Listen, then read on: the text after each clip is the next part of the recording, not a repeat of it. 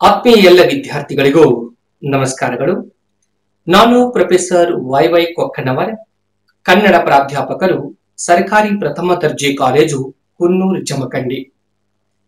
ಆತ್ಮೀಯ ವಿದ್ಯಾರ್ಥಿಗಳೇ, ಇವತ್ತಿನ ದಿನ ಚಂಪು ಸಾಹಿತ್ಯ. ಚಂಪು ಸಾಹಿತ್ಯ ಅಂದ್ರೆ ಏನು? ಚಂಪು ಸಾಹಿತ್ಯದ ಸ್ವರೂಪ ಲಕ್ಷಣಗಳೇನು? ಕನ್ನಡದಲ್ಲಿ ರಚನೆಯಾಗಿರ್ತಕ್ಕಂಥ ಜನಪ್ರಿಯ ಚಂಪು ಕಾವ್ಯಗಳು ಯಾವುವು ಹಾಗೂ ಚಂಪು ಸಾಹಿತ್ಯದ ಉಗಮ ವಿಕಾಸ, ಈ ಎಲ್ಲ ವಿಚಾರಗಳನ್ನ ನಿಮ್ಮ ಜೊತೆ ಹಂಚಿಕೊಳ್ಳಲು ನಾನು ಬಂದಿದ್ದೇನೆ. ಈ ಒಂದು ವಿಡಿಯೋ ನಿಮಗೆ ಇಷ್ಟವಾದರೆ ಲೈಕ್ ಮಾಡಿ, ಶೇರ್ ಮಾಡಿ, ಕಮೆಂಟ್ ಮಾಡಿ, ಸಬ್ಸ್ಕ್ರೈಬ್ ಮಾಡುವುದನ್ನ ಮರಿಬೇಡಿ ಅಂತ ಹೇಳ್ತಾ ಇಂದಿನ ವಿಷಯವನ್ನ ಆರಂಭ ಮಾಡ್ತಾ ಇದ್ದೀನಿ. ಮತ್ತೊಮ್ಮೆ ತಮ್ಮೆಲ್ಲರಿಗೂ ಆತ್ಮೀಯವಾದ ನಮಸ್ಕಾರ.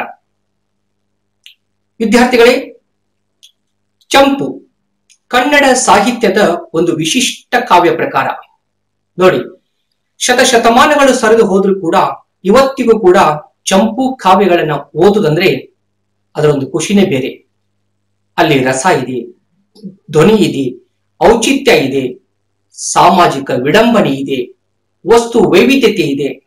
ಒಟ್ಟಾರೆ ಒಂದು ಮಹಾಕಾವ್ಯದಲ್ಲಿರಬೇಕಾದಂತ ಮಹೋನ್ನತ ಅಂಶಗಳು ನಮಗೆ ಚಂಪು ಸಾಹಿತ್ಯದಲ್ಲಿ ಸಿಗ್ತಕ್ಕಂಥದ್ದು. ಅದಕ್ಕೆ ಇದನ್ನ ಬಹುಜನ ಪ್ರಿಯವಾದ ಒಂದು ಪ್ರಾಚೀನ ಕಾವ್ಯ ಜಾತಿ ಅಂತ ಹೇಳ್ತಾರೆ. ಬಹುಶಃ ಹಳೆಗನ್ನಡದ ಬಹುತೇಕ ಕಾವ್ಯಗಳು ಚಂಪುವಿನಲ್ಲೇ ರಚನೆಯಾಗಿವೆ. ಹಳೆಗನ್ನಡ ಅಂದ್ರೆ ಬೇರೆ ಅಲ್ಲ, ಚಂಪು ಅಂದ್ರೆ ಬೇರೆ ಅಲ್ಲ ಅನ್ನುವಷ್ಟರ ಮಟ್ಟಿಗೆ ಚಂಪು ಮತ್ತು ಹಳೆಗನ್ನಡ ಒಂದೇ ನಾಣ್ಯದ ಎರಡು ಮುಖಗಳು ಅಂತ ನಾವು ಹೇಳ್ಬೋದೇನೋ. 10ನೇ ಶತಮಾನದಿಂದ 12ನೇ ಶತಮಾನದವರೆಗೆ ಅಂದ್ರೆ ಬಸವಣ್ಣನವರವರೆಗೆ ವಚನ ವಾಂಗ್ಮಯ ಏನು ಆರಂಭವಾಗ್ತದೆ ಅಲ್ಲ, ಆ ವಚನ ವಾಂಗ್ಮಯ ಆರಂಭವಾಗುವವರೆಗಿನ ಒಟ್ಟು ಸಾಹಿತ್ಯವನ್ನ ನಾವು ಚಂಪು ಯುಗ ಅಂತ ಹೇಳ್ತೀವಿ. ಹಾಗಾದ್ರೆ ಪಂಪ ಪೂರ್ವ ಯುಗದಲ್ಲಿ ಚಂಪು ಕಾವ್ಯಗಳ ಉಲ್ಲೇಖ ಇಲ್ವಾ ಅಂತ ಕೇಳಿದ್ರೆ, ಪಂಪ ಪೂರ್ವ ಯುಗದಲ್ಲಿ ಚಂಪುವಿನ ಉಲ್ಲೇಖ ಇದೆ, ಆದ್ರೆ ಕೃತಿಗಳು ಉಪಲಬ್ಧ ಇಲ್ಲ.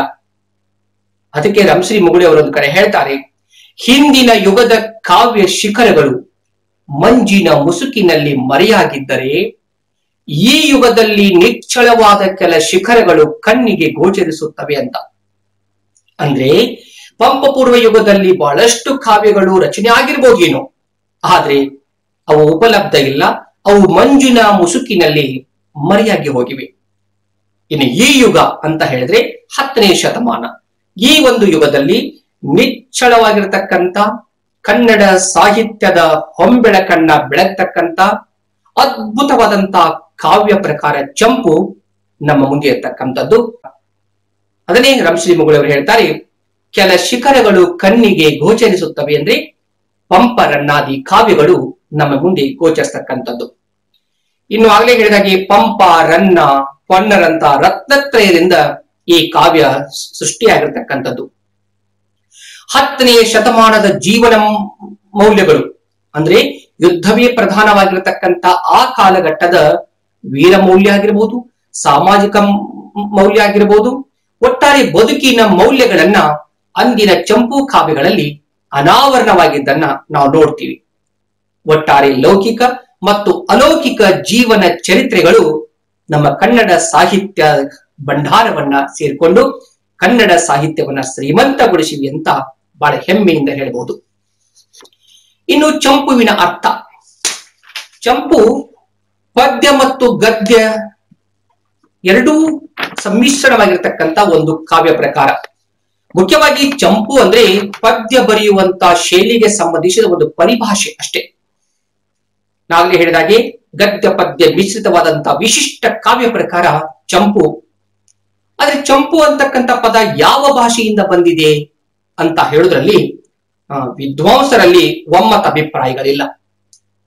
ಸಂಸ್ಕೃತದ ಚಪ್ ಅಂತಕ್ಕಂಥ ಧಾತುವಿನಿಂದ ಚಂಪು ಅಂತಕ್ಕಂಥ ಪದ ಬಂದಿರಬಹುದು ಅಂತ ಕೆಲವು ವಿದ್ವಾಂಸರ ಹೇಳಿಕೆ. ಇಲ್ಲಿ ಚಪ್ ಅಂದ್ರೆ ಸಾಂತ್ವನ, ಗತಿ ಮತ್ತು ಪರಿಕಲ್ಪನಾ ಅಂತಕ್ಕಂಥ 3 ಅರ್ಥಗಳಿರುವುದನ್ನ ನಾವು ನೋಡ್ತೀವಿ. ಸಾಂತ್ವನ ಅಂದ್ರೆ ಗದ್ಯ ಪದ್ಯಗಳ ಮೂಲಕ ಓದುಗನಿಗೆ ಸಾಹಿತ್ಯದ ಮುಖೇನ ಹೇಳ್ತಕ್ಕಂಥ ಒಂದು ಸಾಂತ್ವನ. ಅಂದ್ರೆ ಗದ್ಯ ಪದ್ಯಗಳನ್ನ ಸಮ್ಮಿಶ್ರಣಗೊಳಿಸಿಕೊಂಡು ಓದ್ತಕ್ಕಂಥ ಸರದಯನಿಗೆ ಸಾಹಿತ್ಯದ ಮೂಲಕ ಕವಿಯಾದವನು ಹೇಳ್ತಕ್ಕಂತ ಒಂದು ರೀತಿಯ ಸಾಂತ್ವನ. ಇನ್ನ ಗತಿ ಅಂದ್ರೆ ಬದಲಾವಣೆ. ನೋಡಿ, ಹಿಂದೆ ಇರ್ತಕ್ಕಂಥ ಕಾವ್ಯಗಳಲ್ಲಿ ಶಾಸನ, ಅದರ ಹಿಂದೆ ಹೋದ್ರೆ ಚತ್ತಾನ, ಬೆದಂಡೆ ಅಂತಕ್ಕಂಥ ಕಾವ್ಯ ಪ್ರಕಾರಗಳು ಇತ್ತು ಅಂತಕ್ಕಂಥ ಒಂದು ಉಲ್ಲೇಖ ನಮಗೆ ಕವಿರಾಜ ಮಾರ್ಗದಲ್ಲಿ ಸಿಗ್ತದೆ. ಅದಾದ್ಮೇಲೆ ಚಂಪುವಿನ ಹೊಸ ಪ್ರಯೋಗ ನಮಗೆ ಕಾಣ್ತಕ್ಕಂಥದ್ದು ಒಂದು ಬದಲಾವಣೆ. ಹಾಗೆ ಪರಿಕಲ್ಪನಾ ಅಂದ್ರೆ ಬೇರ್ಪಡಿಸಲಾಗದ ಗದ್ಯ ಮತ್ತು ಪದ್ಯಗಳು. ಇಲ್ಲಿ ಪದ ಮತ್ತು ಅರ್ಥ ಅಂದ್ರೆ ಪದಾರ್ಥಗಳನ್ನ, ಪದ ಮತ್ತು ಅರ್ಥಗಳನ್ನ ನಾವು ವಿಭಜಿಸಿ ಹೇಳಲು ಆಗೋದಿಲ್ಲ. ಕಾರಣ ಗದ್ಯ ಪದ್ಯಗಳು ಒಂದು ಕಥಾನಕವನ್ನ ಬಹಳ ಸುಂದರವಾಗಿ ಹೆಣೆದುಕೊಂಡು ಹೋಗ್ತಕ್ಕಂಥದ್ದು. ಹಾಗಾಗಿ ಇಲ್ಲಿ ಪರಿಕಲ್ಪನಾ ಅಂತಕ್ಕಂಥ ಪದ ಕೂಡ ಸಂಸ್ಕೃತದ ಚಪ್ ಧಾತುವಿನ ಒಂದು ಮೂಲ ಅರ್ಥ. ಒಟ್ಟಾರೆ ರಂಶ್ರೀ ಮುಗುಳಿಯವರು ಹೇಳ್ತಾರೆ, ಇದು ಕನ್ನಡದ ದೇಶೀಯ ಪದವಾದ್ರೂ ಇದರ ಮೂಲ ಸ್ವರೂಪವನ್ನ ನಾವು ಸಂಸ್ಕೃತದಲ್ಲಿ ಹುಡುಕಬೇಕು ಅಂತ. ಅಂದ್ರೆ ಚಂಪು ಅಂತಕ್ಕಂತ ಒಂದು ಪದ ಕನ್ನಡದ್ದು, ಆದ್ರೆ ಇದು ಕನ್ನಡದ ಅಂತ ನಿಖರವಾಗಿ ಹೇಳಕ್ ಆಗೋದಿಲ್ಲ. ಇದರ ಮೂಲ ಅರ್ಥವನ್ನ ನಾವು ಮತ್ತೆ ಸಂಸ್ಕೃತದಲ್ಲಿ ಹುಡುಕ್ಬೇಕಾಗ್ತದೆ ಅಂತಕ್ಕಂತ ಒಂದು ವಿಚಾರ. ಇನ್ನು ಮೂಲ ಚಂದ್ ಅಂತಕ್ಕಂಥ ಪದದಿಂದ ಚಂಪು ಅಂತಕ್ಕಂಥ ಪದ ಬಂದಿರಬಹುದು ಅಂತಕ್ಕಂಥದ್ದು ಒಂದಿಷ್ಟು ವಿದ್ವಾಂಸರ ಅಭಿಪ್ರಾಯ. ಬೇಂದ್ರೆ ಅವರು ಒಂದು ಕಡೆ ಹೇಳ್ತಾರೆ, ಕನ್ನಡ ಮತ್ತು ತುಳು ಭಾಷೆಗಳಲ್ಲಿ ಸಂಪು ಅಂದ್ರೆ ಸುಂದರ ಅಂತ ಅರ್ಥ ಇರ್ತಕ್ಕಂಥ ಒಂದು ಪದದಿಂದ ಚಂಪು ಬಂದಿರಬಹುದು ಅಂತ ಹೇಳ್ತಾರೆ. ಅದರ ಜೊತೆಗೆ ಚಂಪ ಚಂಪೆ ಅಂದ್ರೆ ಅರ್ಥ ಮಿತ್ರ, ಸ್ನೇಹ ಅಂತಕ್ಕಂಥದ್ದು. ಚಂಪ ಚಂಪೆ ಅಂದ್ರೆ ಇಲ್ಲಿ ಗದ್ಯ ಪದ್ಯಗಳು ಸಮನಾಗಿ ಸಾಗೋದ್ರಿಂದ, ಒಂದಕ್ಕೊಂದು ಬೇರ್ಪಡಿಸಲಾಗದ ಸ್ಥಿತಿಯಲ್ಲಿ ಅವು ಇರೋದ್ರಿಂದ ಅದಕ್ಕೆ ಮಿತ್ರ ಅಂತಕ್ಕಂತ ಒಂದು ಅರ್ಥವನ್ನು ಕೊಡುವಂತ ಚಂಪ ಚಂಪೆ ಪದದಿಂದ ಚಂಪು ಉತ್ಪತ್ತಿಯಾಗಿರಬಹುದು ಅಂತ ಹೇಳ್ತಾರೆ. ಇನ್ನು ಆರ್.ಸಿ. ದೇಶಪಾಂಡೆ ಅಂತಕ್ಕಂಥ ವಿದ್ವಾಂಸರು ಸ್ಟಡಿ ಇನ್ ಚಂಪು ಲಿಟ್ರೇಚರ್ ಅಂತಕ್ಕಂಥ ಒಂದು ತಮ್ಮ ಪುಸ್ತಕದಲ್ಲಿ ಚಂಪು ಮೂಲತಃ ಸಂಸ್ಕೃತದ್ದೇ, ಆದ್ರೆ ಅದು ಕನ್ನಡದ ಕಾಣಿಕೆ ಅಂತಕ್ಕಂಥ ಮಾತನ್ನು ಹೇಳ್ತಾರೆ. ಬಹಳ ವಿಶೇಷವಾಗಿ ವಿದ್ಯಾರ್ಥಿಗಳು ಗಮನಿಸಬೇಕು, ಚಂಪು ಅಂತಕ್ಕಂಥ ಪದ ಅದು ಕನ್ನಡದ್ದು ಅಥವಾ ಸಂಸ್ಕೃತದ್ದು ಅದು ಬೇರೆ ವಿಚಾರ. ಆದ್ರೆ ಸಂಸ್ಕೃತಕ್ಕೆ ಕನ್ನಡ ಕವಿಗಳು ಕೊಟ್ಟಂತ ಕಾಣಿಕೆ ಮಾತ್ರ ನೆನಪಾದ್ರೆ ಅದು ಚಂಪು ಸಾಹಿತ್ಯ ಅಂತಕ್ಕಂಥದ್ದು. ಅಂದ್ರೆ ಕನ್ನಡದ ನೆಲದಲ್ಲಿ ಬಹಳಷ್ಟು ಜನ ಕವಿಗಳು ಸಂಸ್ಕೃತ ಕಾವ್ಯಗಳನ್ನ ಚಂಪು ಮಾಧ್ಯಮದಲ್ಲಿ ರಚಿಸಿ ಅಲ್ಲಿ ಪ್ರಕಟಗೊಳಿಸಿರ್ತಕ್ಕಂಥದ್ದು. ಹಾಗಾದ್ರೆ ಚಂಪು ಕನ್ನಡ ನೆಲದಲ್ಲಿ ಹುಟ್ಟಿದ್ದ, ಇದರ ಹಿಂದೆ ಇದಕ್ಕೆ ಏನಾದ್ರೂ ಇತಿಹಾಸ ಇದೆಯಾ ಅಂತ ಪ್ರಶ್ನೆ ಕೇಳುವುದಾದ್ರೆ, ಅಲ್ಲಿ ಬ್ರಾಹ್ಮಣಕ ಮತ್ತು ಪುರಾಣಕ, ಅದರ ಜೊತೆಗೆ ಉಪನಿಷತ್, ವೇದಗಳು ಅಷ್ಟೇ ಅಲ್ಲ, ವಿಷ್ಣು ಪುರಾಣದಲ್ಲಿಯೂ ಕೂಡ ಈ ಗದ್ಯ ಪದ್ಯಗಳ ಸಮ್ಮಿಶ್ರಣವಾಗಿರತಕ್ಕಂಥ ಸಾಹಿತ್ಯವನ್ನ ನಾವು ನೋಡ್ತೀವಿ.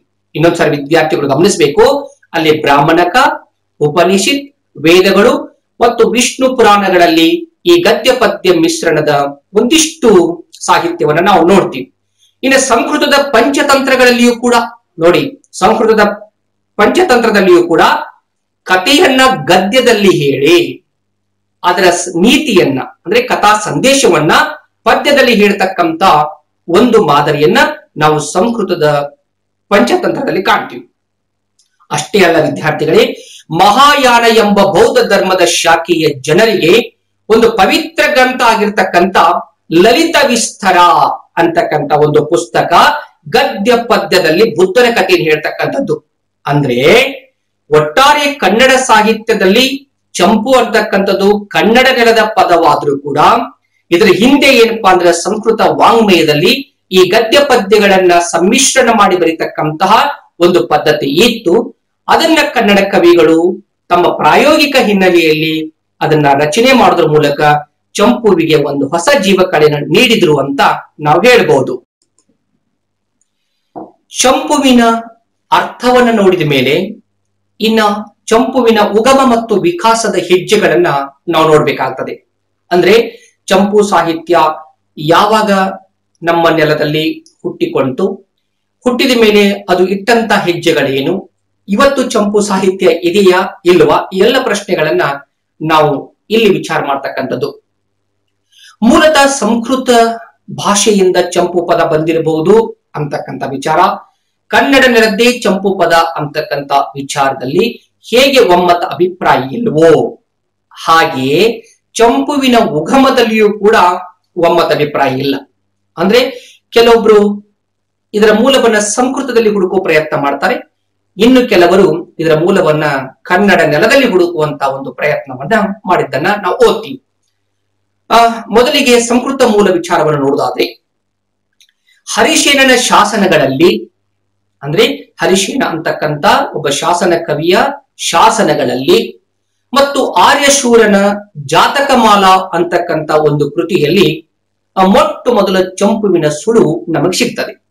ಅಂದ್ರೆ ಸುಳಿವು, ಆದ್ರೆ ಸಂಪೂರ್ಣವಾಗಿ ಚಂಪು ಕಾವ್ಯ ಹೀಗೆ ಇತ್ತು ಅಂತಕ್ಕಂತ ವಿಚಾರಗಳನ್ನ ಹರಿಶೇನನ ಶಾಸನವಾಗಲಿ ಆರ್ಯಶೂರನ ಜಾತಕಮಾಲಾ ಆಗಲಿ ನಮಗೆ ನೀಡೋದಿಲ್ಲ.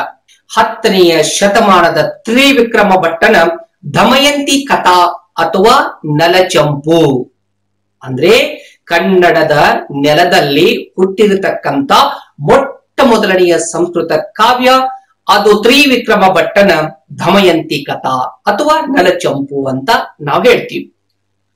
ಅದಾದ ನಂತರ ಸೋಮದೇವನ ಯಶಸ್ತಿಲಕ, ಇದು ಕೂಡ ಚಂಪುವಿನಲ್ಲಿ ರಚನೆಯಾಗಿರತಕ್ಕಂತ ಅನಂತರ ಬಂದಿರತಕ್ಕಂತ ಒಂದು ಕೃತಿ. ಶ್ರೀ ನಂದಕಿಶೋರ್ ಶರ್ಮರವರು ನಲಚಂಪುವಿನ ಉಪೋದ್ಘಾತದಲ್ಲಿ ಒಂದು ಮಾತನ್ನ ಬರೀತಾರೆ. ನಲಚಂಪುರೇವ ಸರ್ವ ವಿದ್ವಜ್ಜನಾನುಮತ ಸರ್ವ ಪ್ರಥಮ ಚಂಪುರ್ಮತ್ಯಾವ್ಯ. ಅಂದ್ರೆ ಚಂಪು ಅಂತಕ್ಕಂತ ಒಂದು ಕಾವ್ಯ ಪ್ರಕಾರ ಸರ್ವ ವಿದ್ವಜ್ಜನಾನುಮತ, ಅಂದ್ರೆ ಸರ್ವ ಜನರಿಂದ ಮಾನ್ಯತೆಯನ್ನ ಪಡ್ಕೊಂಡಿರ್ತಕ್ಕಂಥದ್ದು.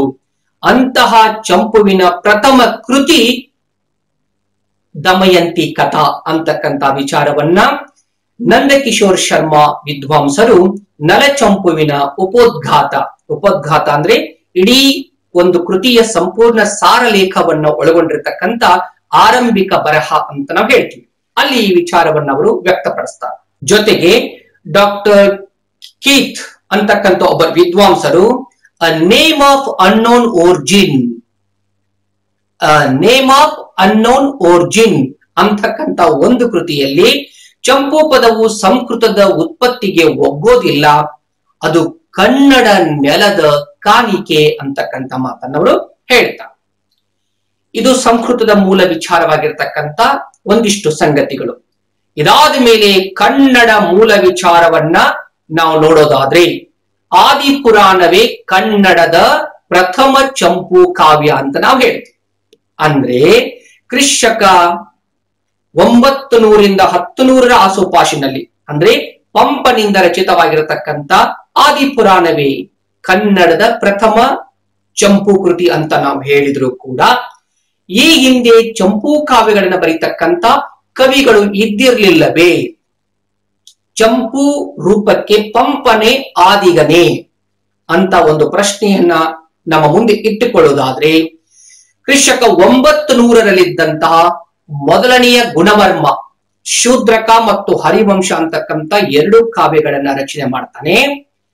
ಈ 2 ಕಾವ್ಯಗಳು ಚಂಪು ಆಗಿದ್ದವು ಅಂತಕ್ಕಂಥ ವಿಚಾರವನ್ನ ಅಭಿನವವಾದಿ ವಿದ್ಯಾನಂದ ತನ್ನ ಕಾವ್ಯಸಾರ ಸಂಕಲನದಲ್ಲಿ ಉದಾಹರಣೆಯಾಗಿ ನಮ್ಮ ಮುಂದೆ ನೀಡ್ತಾರೆ.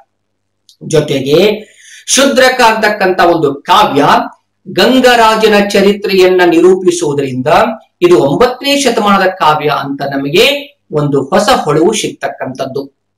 ಅದರ ಜೊತೆಗೆ ಪಂಪ ರನ್ನರಿಗಿಂತ ಮುಂಚೆಯೇ ಗುಣವರ್ಮ ಗಂಗರಾಜನನ್ನು ಶೂದ್ರಕ ಅಂತಕ್ಕಂಥ ಒಬ್ಬ ಪೌರಾಣಿಕ ವ್ಯಕ್ತಿಗೆ ಹೋಲಿಸಿ ಕಾವ್ಯ ರಚನೆ ಮಾಡಿದ್ದ. ಹರಿಕೇಸರಿಯನ್ನ ಅರ್ಜುನನಿಗೆ ಸಮೀಕರಿಸಿ ಕಾವ್ಯ ಬರೆದಂತ ಪಂಪನೇ ಈ ಒಂದು ಪದ್ಧತಿಗೆ ಮೊದಲಿಗ ಅಲ್ಲ, ಇದಕ್ಕಿಂತ ಮುಂಚೆ ಇರ್ತಕ್ಕಂಥ 1ನೆಯ ಗುಣವರ್ಮ ಗಂಗರಾಜನನ್ನು ಶೂದ್ರಕನಿಗೆ ಹೋಲಿಸಿ ಕಾವ್ಯ ಬರದಾಗಿತ್ತು ಅಂತಕ್ಕಂಥ ವಿಚಾರ ಸ್ಪಷ್ಟವಾಗಿ ಸಿಗ್ತಕ್ಕಂಥದ್ದು.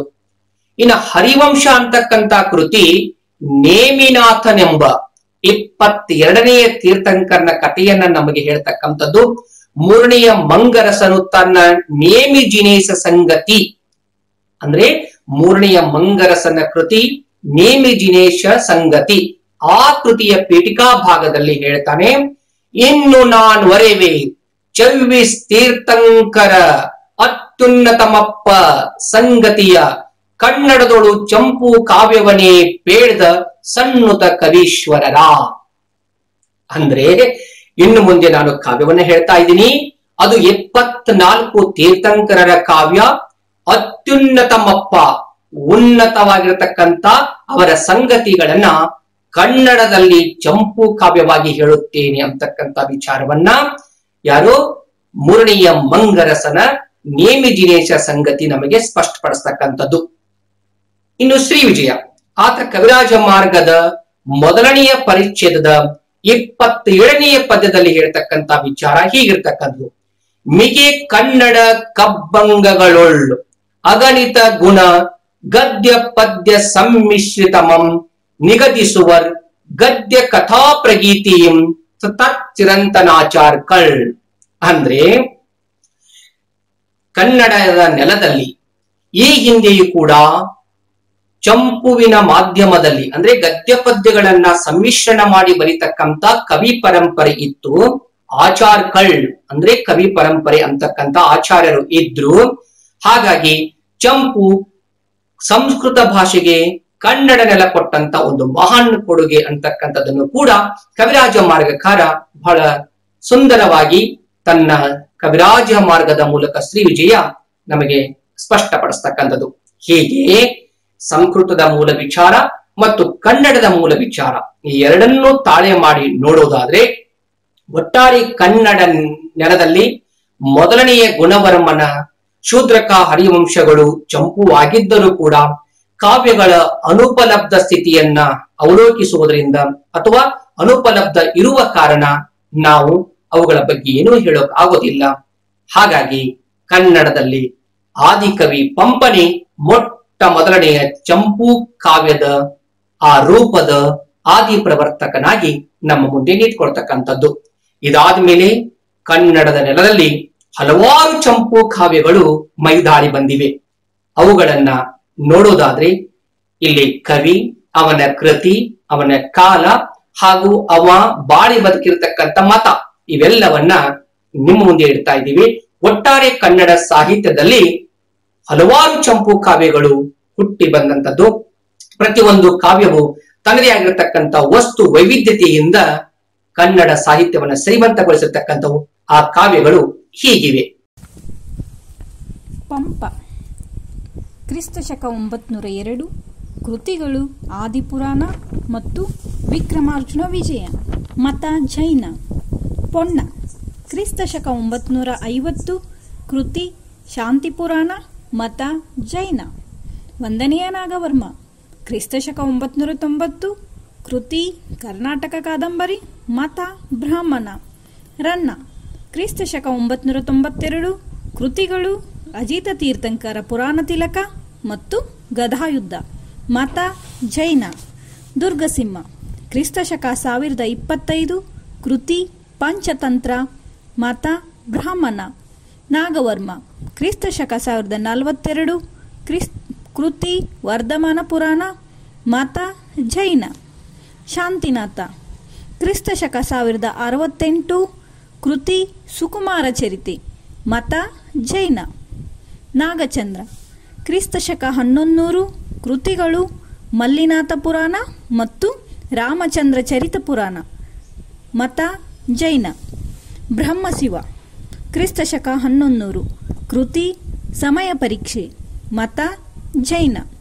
ನಯಸೇನ ಕ್ರಿಸ್ತಶಕ 1112 ಕೃತಿ ಧರ್ಮಾಮೃತ. ಮತ ಜೈನ. ಕಾರ್ಣಪಾರ್ಯ ಕ್ರಿಸ್ತಶಕ 1140 ಕೃತಿ ನೇಮಿನಾಥ ಪುರಾಣ. ಮತ ಜೈನ. ನೇಮಿಚಂದ್ರ ಕ್ರಿಸ್ತಶಕ 1170 ಕೃತಿಗಳು ನೇಮಿನಾಥ ಪುರಾಣ ಮತ್ತು ಲೀಲಾವತಿ ಪ್ರಬಂಧ. ಮತ ಜೈನ.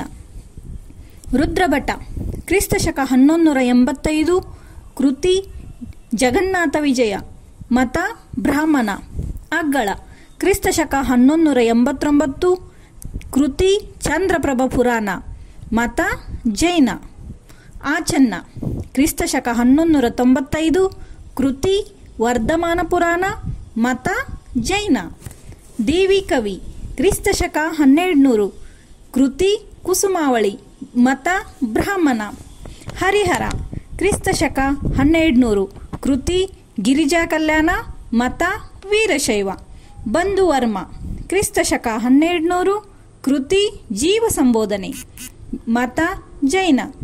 ಪಾರ್ಶ್ವಪಂಡಿತ ಕ್ರಿಸ್ತ ಶಕ 1205 ಕೃತಿ ಪಾರ್ಶ್ವನಾಥ ಪುರಾಣ ಮತ ಜೈನ. ಜನ್ನ ಕ್ರಿಸ್ತ ಶಕ 1209 ಕೃತಿಗಳು ಅನಂತನಾಥ ಮತ್ತು ಯಶೋಧರ ಚರಿತೆ ಮತ ಜೈನ.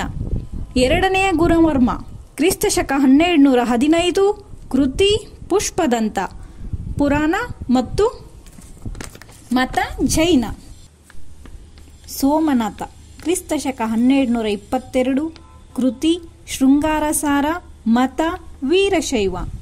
ಆಂಡಯ್ಯ ಕ್ರಿಸ್ತ ಶಕ 1234 ಕೃತಿ ಕಬ್ಬಿಗರ ಕಾವಂ ಮತ ಜೈನ. ಕಮಲಭವ ಕ್ರಿಸ್ತ ಶಕ 1235 ಕೃತಿ ಶಾಂತೇಶ್ವರ ಪುರಾಣ ಮತ ಜೈನ. ಮಹಾಬಲಕವಿ 1254 ಕೃತಿ ನೇಮಿನಾಥ ಪುರಾಣ ಮತ ಜೈನ. ಚೌಂಡರಸ ಕ್ರಿಸ್ತ ಶಕ 1300 ಕೃತಿಗಳು ಅಭಿನವ ದಶಕುಮಾರ ಚರಿತೆ ಮತ್ತು ನಳಚರಿತೆ ಮತ ಬ್ರಾಹ್ಮಣ. ನಾಗರಾಜ 1331 ಕೃತಿ ಪುಣ್ಯಾಶ್ರವ ಮತ ಜೈನ. ಬಾಹುಬಲಿ ಪಂಡಿತ ಕ್ರಿಸ್ತ ಶಕ 1352 ಕೃತಿ ಧರ್ಮನಾಥ ಪುರಾಣ ಮತ ಜೈನ. ವೃತ್ತವಿಲಾಸ ಕ್ರಿಸ್ತ ಶಕ 1260 ಕೃತಿ ಶಾಸ್ತ್ರಸಾರ ಮತ ಜೈನ. ಮಧುರಕವಿ ಕ್ರಿಸ್ತ ಶಕ 1285 ಕೃತಿ ಧರ್ಮನಾಥ ಪುರಾಣ ಮತ ಜೈನ. ಆಯತವರ್ಮ ಕೃತಿ ಕನ್ನಡ ರತ್ನ ಕರಂಡಕ ಮತ ಜೈನ. ಕವಿಮಲ್ಲ ಕ್ರಿಸ್ತ ಶಕ 1400 ಮತ ಜೈನ. ಕೃತಿ ಮನ್ಮಥ ವಿಜಯ. ಕವಿಚಂದ್ರ ಕ್ರಿಸ್ತ ಶಕ 1430 ಕೃತಿ ವಿರೂಪಾಕ್ಷಸ್ಥಾನ ಮತ ವೀರಶೈವ. ವೀರಭದ್ರರಾಜ ಕ್ರಿಸ್ತ ಶಕ 1520 ಕೃತಿ ವೀರಭದ್ರ ವಿಜಯ ಮತ ವೀರಶೈವ.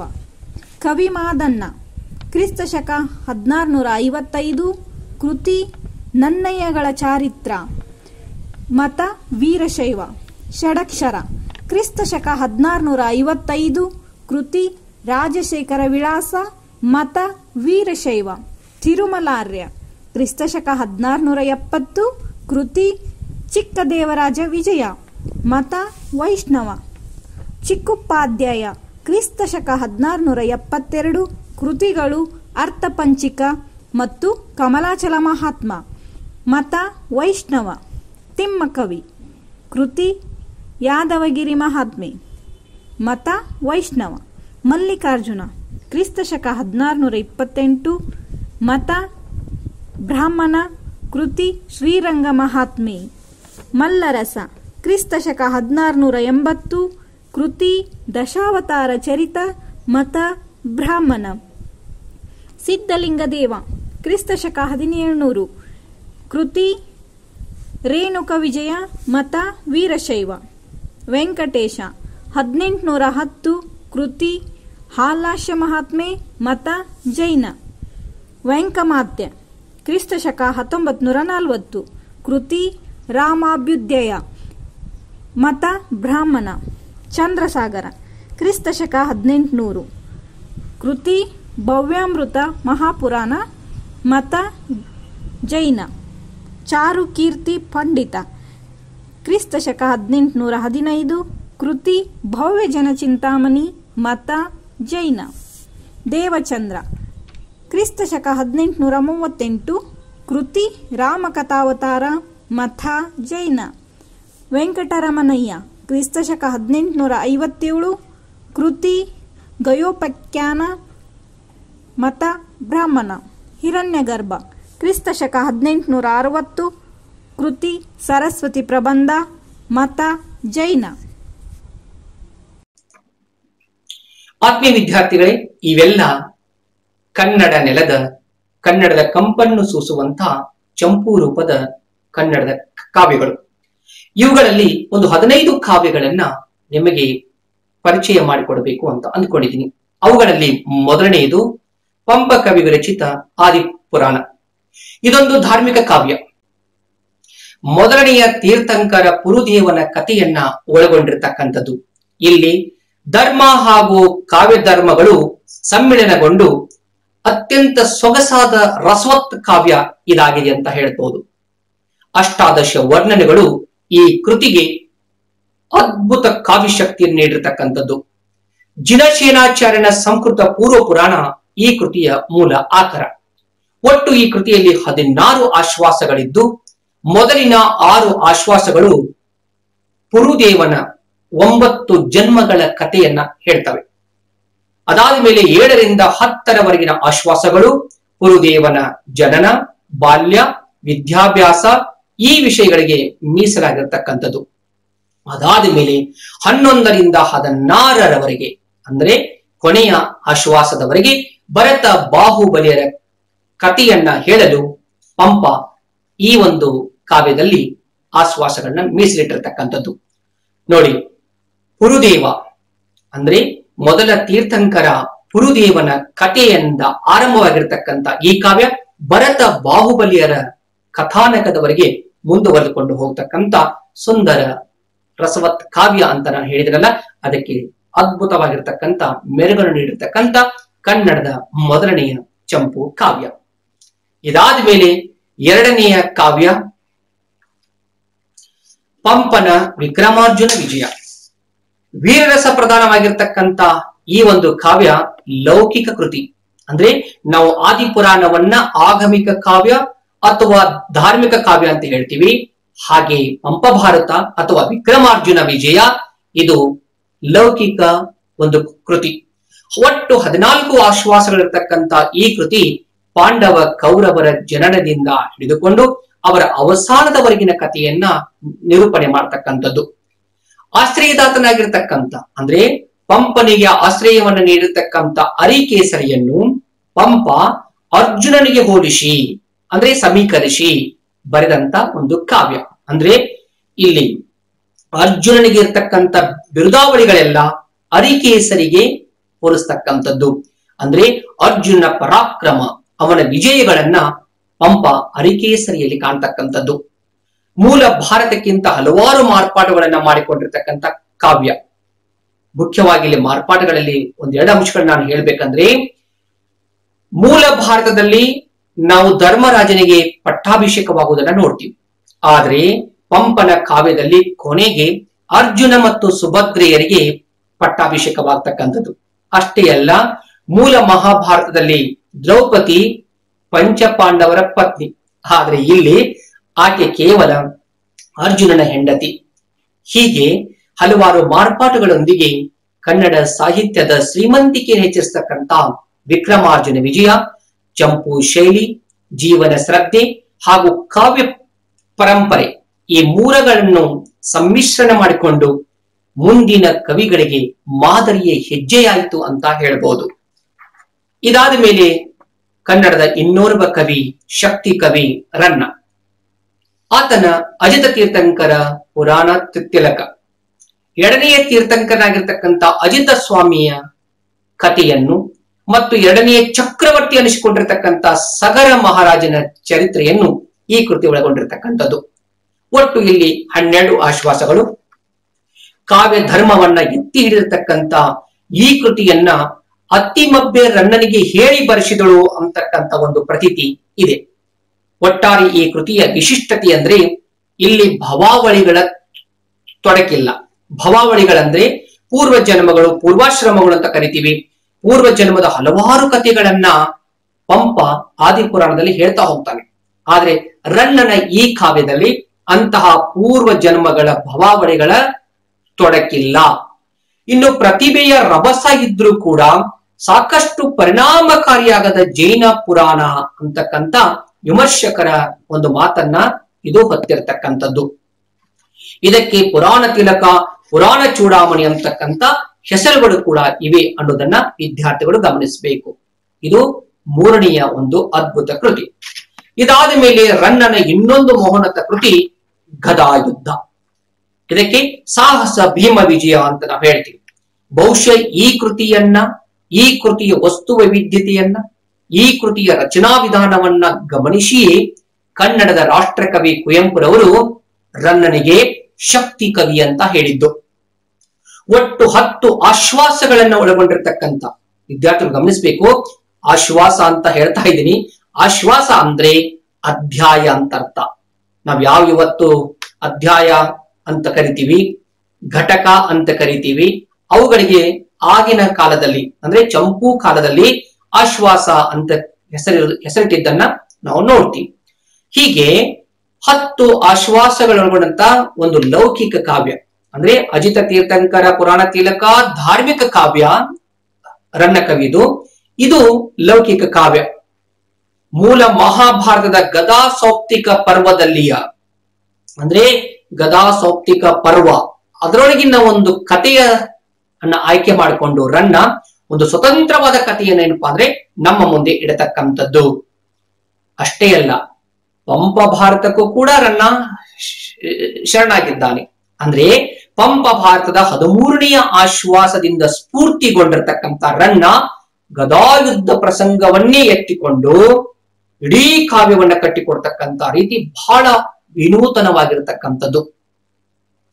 ಪಂಪ ಅರಿಕೇಸರಿಯನ್ನ ಅರ್ಜುನನಿಗೆ ಸಮೀಕರಿಸಿ ಕಾವ್ಯ ರಚನೆ ಮಾಡಿದರೆ, ಇಲ್ಲಿ ರನ್ನ ಭೀಮನನ್ನು ತನಗೆ ಆಶ್ರಯ ನೀಡಿರತಕ್ಕಂಥ ಪೋಷಕ ದೊರೆ ಸತ್ಯಾಶ್ರಯನೊಡನೆ ಹೋಲಿಸಿ ಬರೆದಂತ ಒಂದು ಕಾವ್ಯ ಇದು.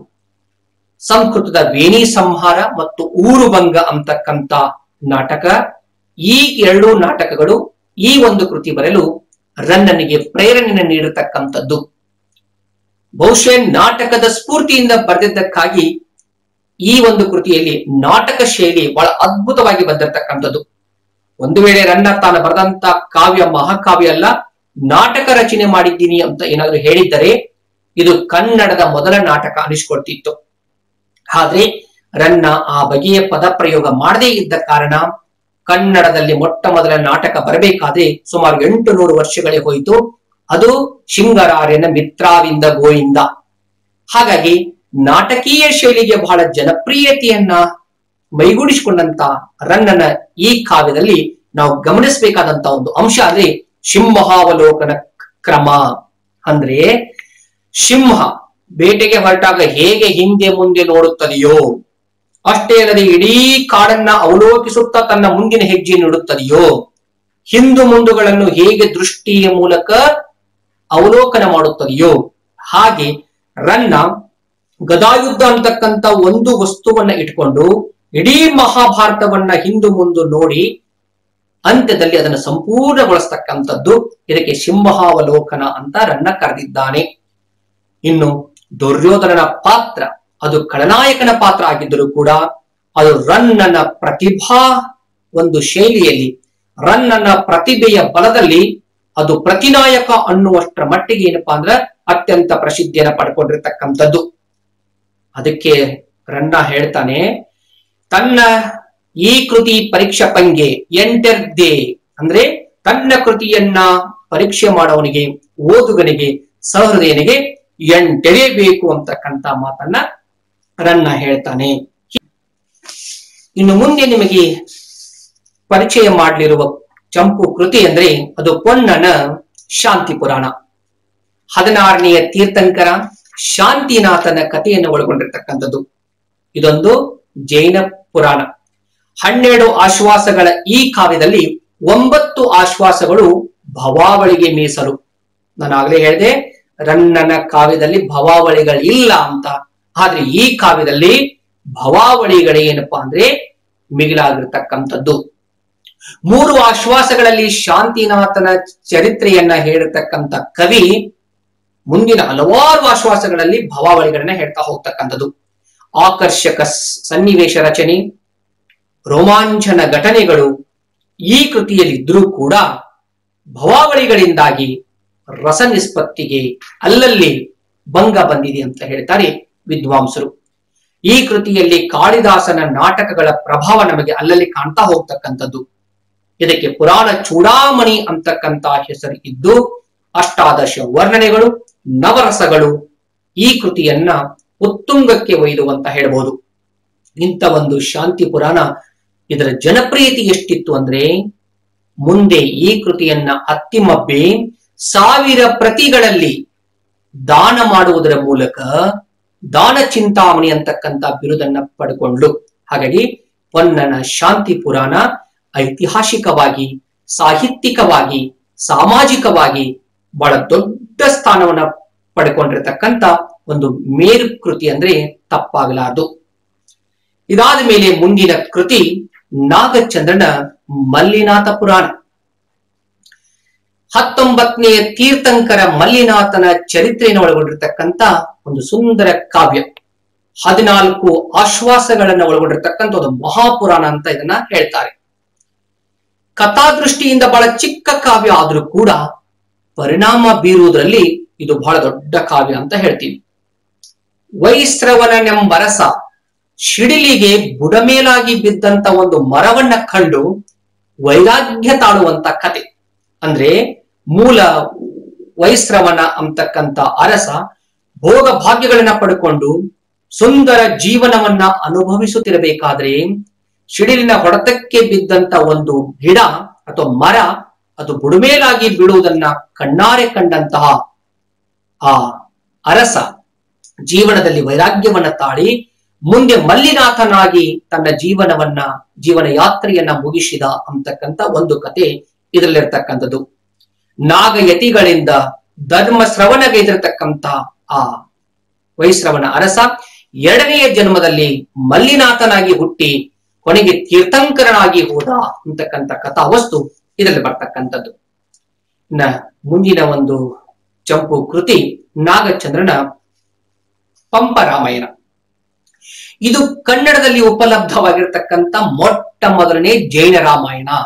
ವಿದ್ಯಾರ್ಥಿಗಳು ಗಮನಿಸಬೇಕು, ಇದುವರೆಗೆ ಬಂದಿರತಕ್ಕಂಥ ರಾಮಾಯಣಗಳು ಹಿಂದೂ ಧರ್ಮದ ಹಿಂದುತ್ವವನ್ನು ಒಳಗೊಂಡಿರತಕ್ಕಂಥ ಧಾರ್ಮಿಕ ಕಾವ್ಯಗಳು ಅಥವಾ ಲೌಕಿಕ ಕಾವ್ಯಗಳಾಗಿದ್ದರೆ ನಾಗಚಂದ್ರನ ಪಂಪ ರಾಮಾಯಣ ಮೊಟ್ಟ ಮೊದಲನೇ ಜೈನ ರಾಮಾಯಣ. ಇಲ್ಲಿ ನಾಯಕನ ಮುಖಾಂತರ ಕವಿಯಾದವನು ಜೈನ ಧರ್ಮಕ್ಕೆ ಒತ್ತನ್ನ ಕೊಡ್ತಾ ಹೋಗ್ತಾನೆ.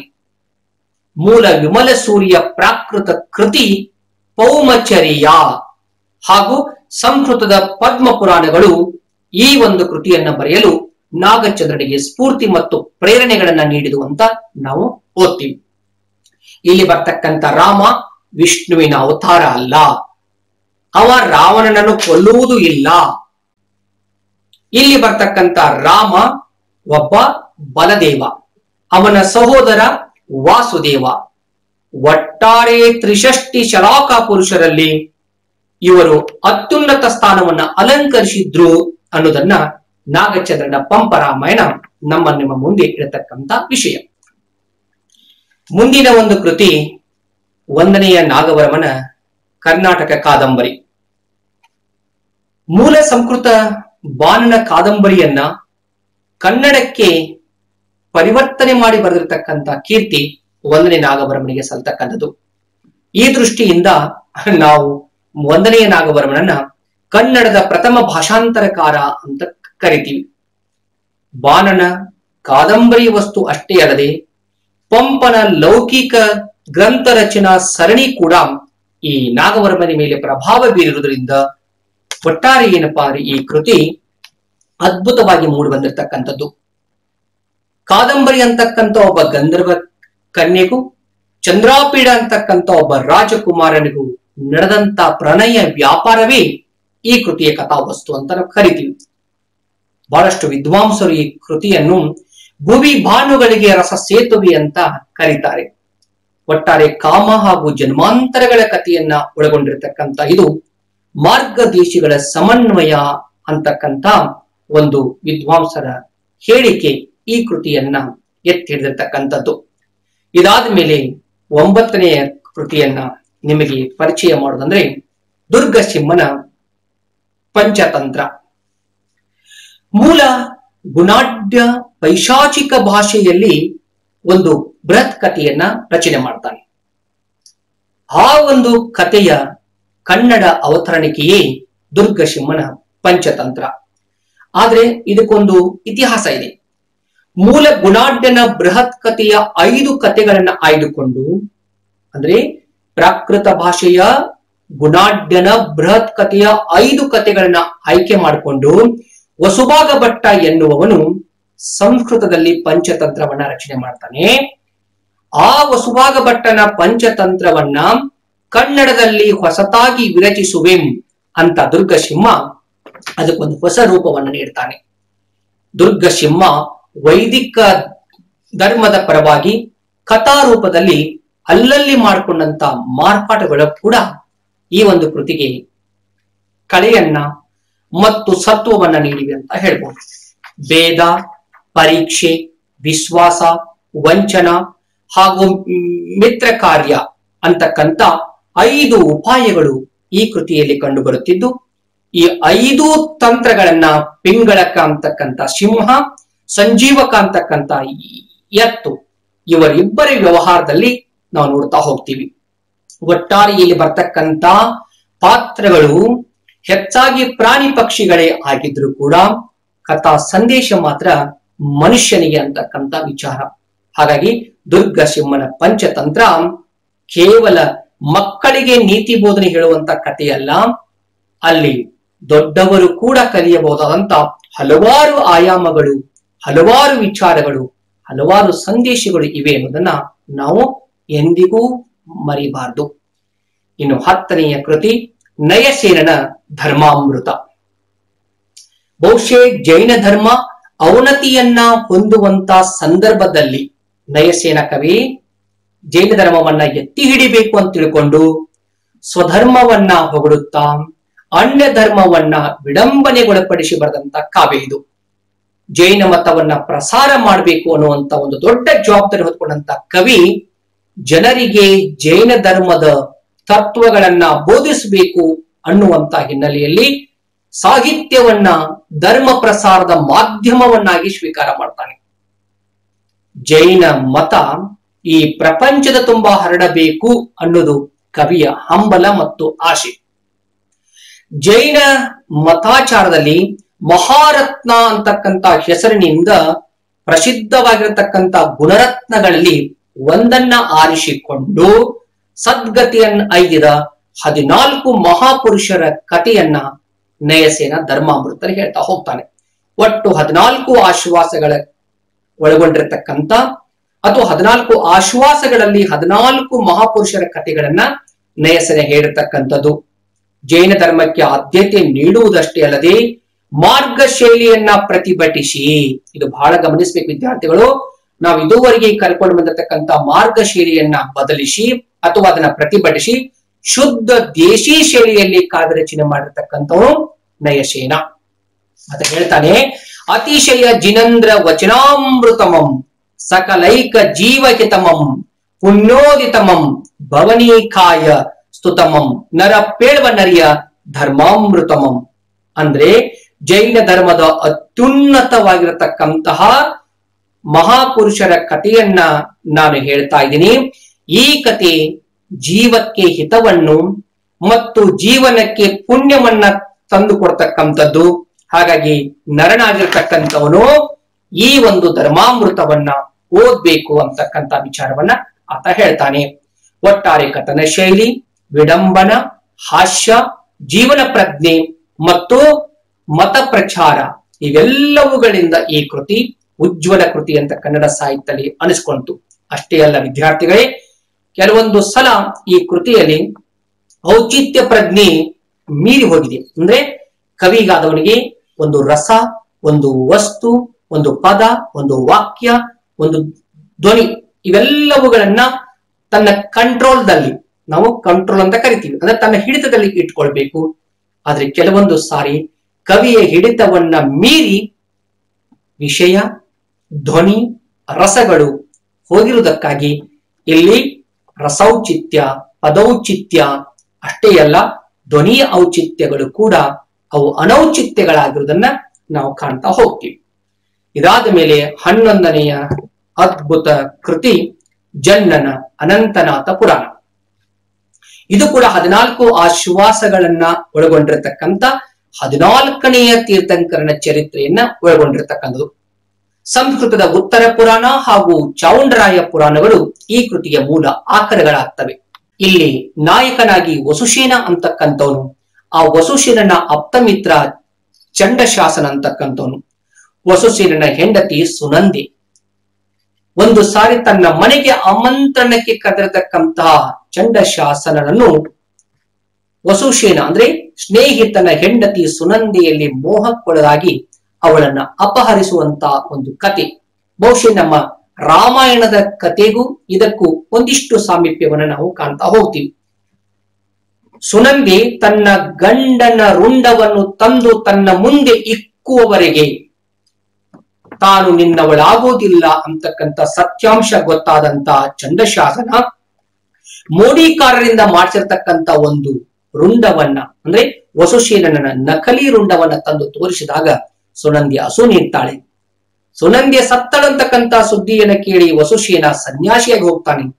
ಆ ಸುನಂದಿಯ ಚಿತೆಯಲ್ಲಿ ಬಿದ್ದು ಚಂಡಶಾಸನ ತನ್ನ ಪ್ರಾಣವನ್ನ ಅರ್ಪಿಸ್ತಾನೆ. ಹೀಗೆ ಕಾಮದ ವಸ್ತುವನ್ನು ಇಟ್ಟುಕೊಂಡು ರಚನೆ ಆಗಿರತಕ್ಕಂತ ಈ ಒಂದು ಕಥೆಯಲ್ಲಿ ಅದ್ಭುತವಾಗಿರತಕ್ಕಂತ ಜನ್ನನ ಪ್ರತಿಭಾ ಶಕ್ತಿ ನಮಗೆ ಕಂಡು ಬರ್ತಕ್ಕಂಥದ್ದು. ಕೊನೆಗೆ ಚಂಡಶಾಸನನ ಸಾವಿನೊಂದಿಗೆ ಕತೆ ದುರಂತದಲ್ಲಿ ಅಂತ್ಯವಾಗ್ತಕ್ಕಂಥದ್ದು. ಇದಾದ ಮೇಲೆ ಜನ್ನನ ಇನ್ನೊಂದು ಕಾವ್ಯ ಯಶೋಧರ ಚರಿತೆ.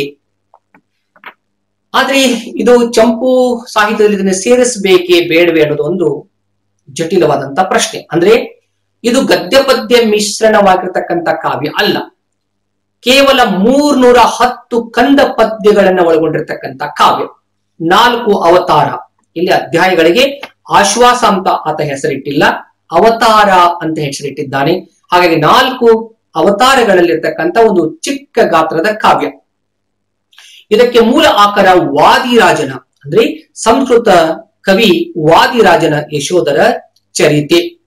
ಯಶೋಧರ ರಾಜನ ಹೆಂಡತಿ ಅಮೃತಮತಿ ಅರಮನೆಯ ಮಾವುತನ ಹಾಡನ್ನ ಕೇಳಿ ಅವನ ನಲ್ಲೆಯಾಗಬೇಕು ಅಂತ ತಿಳ್ಕೊಂಡು ಮುಂದಿನ ತನ್ನ ಜೀವನವನ್ನ ದುರಂತಮಯಕ್ಕೆ ತಿರುಗಿಸಿರ್ತಕ್ಕಂಥ, ಅಷ್ಟೇ ಅಲ್ಲದೆ ತನ್ನ ಪತಿಯಾಗಿರತಕ್ಕಂಥ ಯಶೋಧರ ಮುಂದಿನ ಜನ್ಮಾಂತರದಲ್ಲಿ ಏನೇನಾಗಿ ಹುಟ್ಟಿದ, ಅವನ ತಾಯಿ ಮತ್ತು ಮಗ ಇಬ್ಬರು ಅಭಯ ರುಚಿ ಅಭಯಮತಿ ಅಂತಕ್ಕಂಥ ಸಹೋದರ ಸಹೋದರಿಯಾಗಿ ಜನಿಸ್ತಕ್ಕಂಥ ಭವಾವಳಿಯ ಕಥೆಯನ್ನ ನಾವಿಲ್ಲಿ ಕಾಣ್ತೀವಿ.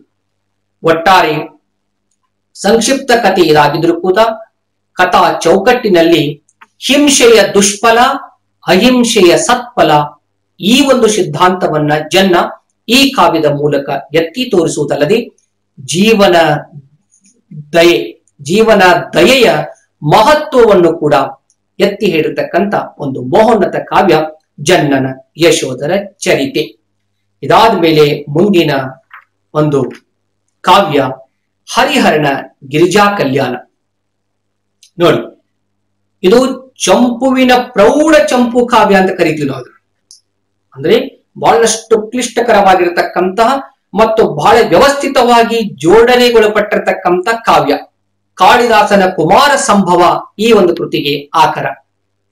ಹರಿಹರ ಹೇಳ್ತಾನೆ ತನ್ನ ಈ ಒಂದು ಕೃತಿಯ ಬಗ್ಗೆ, ಹೊಸತಿದು ಪಾವನವಿದು ಹರಿಹರನ ಕಾವ್ಯಂ ಅಖಿಲ ಸೇವ್ಯಂ ನವ್ಯಂ. ಅಂದ್ರೆ ತನ್ನ ಕಾವ್ಯ ಹೊಸದಾಗಿದೆ, ಪಾವನವಾಗಿದೆ. ಈ ಕಾವ್ಯವನ್ನ ಓದಿದವರಿಗೆ ಒಳ್ಳೆಯ ಲಾಭಗಳು ಸಿಗುತ್ತವೆ ಅಂತಕ್ಕಂಥ ವಿಚಾರ. ಇದರ ಕಥಾವಸ್ತು ಮತ್ತು ನಿರೂಪಣೆ ಎರಡು ವಿಭಿನ್ನವಾಗಿರ್ತಕ್ಕಂಥವುಗಳು. ಆದ್ರೆ ಹಳೆಯ ಪದ್ಧತಿಯನ್ನೇ ಮುಂದುವರಿಸಿದರೂ ಕೂಡ ತನ್ನದೇ ಆಗಿರತಕ್ಕಂತ ಒಂದು ಹೊಸ ಮಾಧ್ಯಮವನ್ನ ಕವಿ ಹರಿಹರ ಬಳಸ್ಕೊತಾನೆ.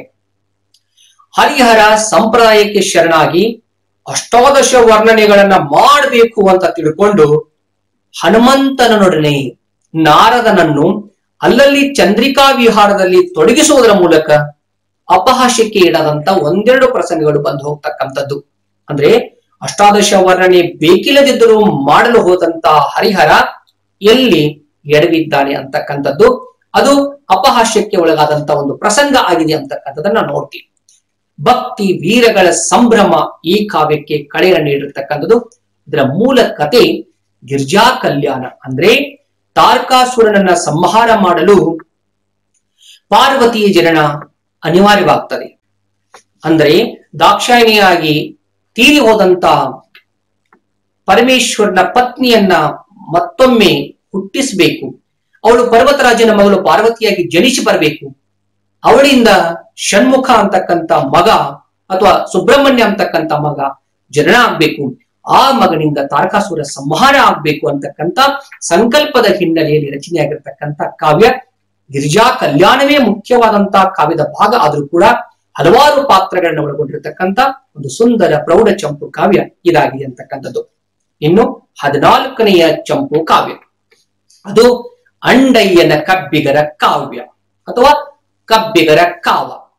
ಇದಕ್ಕೆ ಸೌಂದರ್ಯದ ತುಂತುರು, ಸೊಬಗಿನ ಸೋಣಿ, ಕವಿಗಳ ರಕ್ಷಕ, ಹೀಗೆ ಬೇರೆ ಬೇರೆ ಹೆಸರುಗಳಿರುವುದನ್ನ ನಾವು ಕಾಣ್ತೀವಿ. ಕರುಬಿಲ್ಲು ಅಂತಕ್ಕಂಥ ಒಬ್ಬ ವ್ಯಕ್ತಿ ತನ್ನ ಮಡದಿ ಇಚ್ಛೆಗಾರ್ತಿಯೊಡನೆ ಕಂಪಿನ ಕೊಳಲಲ್ಲಿ ರಾಜ್ಯಭಾರ ಮಾಡ್ತಿರ್ಬೇಕಾದ್ರೆ ಶಿವ ಚಂದ್ರನನ್ನು ಸೆರೆ ಹಿಡಿದು ಬಿಡ್ತಾನೆ. ಸೆರೆ ಹಿಡಿದಂತ ಚಂದ್ರನನ್ನ ಬಿಡಿಸಿಕೊಂಡು ಬರಬೇಕು ಅಂತಕ್ಕಂಥ ಉದ್ದೇಶದಿಂದ ಕುಪಿತನಾಗಿರ್ತಕ್ಕಂಥ ಕರುಬಿಲ್ಲು ಶಿವನ ಮೇಲೆ ದಂಡೆತ್ತಿ ಹೋಗಿ ಬಾಣ ಪ್ರಯೋಗ ಮಾಡ್ತಾನೆ. ಅವನನ್ನ ಅರೇವನ್ನಾಗಿ, ಇದು ಬಹಳ ಮುಖ್ಯ, ಅರೇವನ್ನಾಗಿ ಅಂದ್ರೆ ಅರಗಾಯಿ ನೀರ್ಗಾಯಿ ಅಂತ ಕರೀತೀವಿ ನಮ್ಮ ಕಡೆ ಹಳ್ಳಿಗಳಲ್ಲಿ, ಅವನನ್ನ ಆ ರೀತಿ ಹೊಡಿತಾನೆ. ಹೀಗೆ ಕಾಮನ ಪರಾಕ್ರಮವನ್ನ ಎತ್ತಿ ಹೇಳ್ತಕ್ಕಂಥ, ಅಂದ್ರೆ ಕರುಬಿಲ್ಲು ಅಂದ್ರೆ ಆತ ಕಾಮ, ಆತನ ಸಹೋದರ ಇಲ್ಲಿ ಚಂದ್ರ, ಆತನ ಹೆಂಡತಿ ಇಚ್ಛೆಗಾರ್ತಿ ಅಂದ್ರೆ ರತಿ. ಹೀಗೆ ಕಾಮನ ಒಂದು ಕಥೆಯನ್ನು ಒಳಗೊಂಡಿರ್ತಕ್ಕಂಥ ಕಾವ್ಯ ಇದಾಗಿರುವುದರಿಂದ ಇದಕ್ಕೆ ಕಾವನ ಗೆಲ್ಲಂ ಅಂತಕ್ಕಂಥ ಇನ್ನೊಂದು ಹೆಸರು ಕೂಡ ಇರತಕ್ಕಂಥದ್ದು.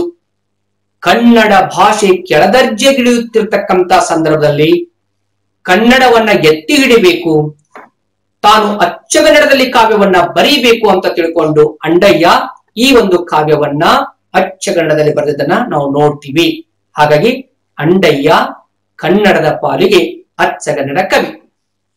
ಇದಾದ ಮೇಲೆ 15ನೇ ಕೃತಿಯಾಗಿ ನಾನು ನಿಮಗೆ ಷಡಕ್ಷರಿ ದೇವನ ಒಂದು 2 ಕೃತಿಗಳನ್ನ ಹೇಳಬೇಕು ಅಂದ್ಕೊಂಡಿದ್ದೀನಿ. ಮೊದಲನೆಯದು ರಾಜಶೇಖರ ವಿಳಾಸ. ಇದು ಪಂಚಾಕ್ಷರಿಯ ಮಹತ್ವವನ್ನ ಎತ್ತಿ ಹೇಳ್ತಕ್ಕಂಥ ಕಥೆಯನ್ನು ಒಳಗೊಂಡಿರ್ತಕ್ಕಂಥದ್ದು. ಗುಬ್ಬಿ ಮಲ್ಲನಾರ್ಯನ ವರ್ಣಕ ರೂಪವನ್ನ ಕನ್ನಡಕ್ಕೆ ವಸ್ತುಕ ರೂಪವಾಗಿ ವಿಸ್ತರಣೆ ಮಾಡಿ ಹೇಳ್ತಕ್ಕಂಥ ಒಂದು ಕತೆ.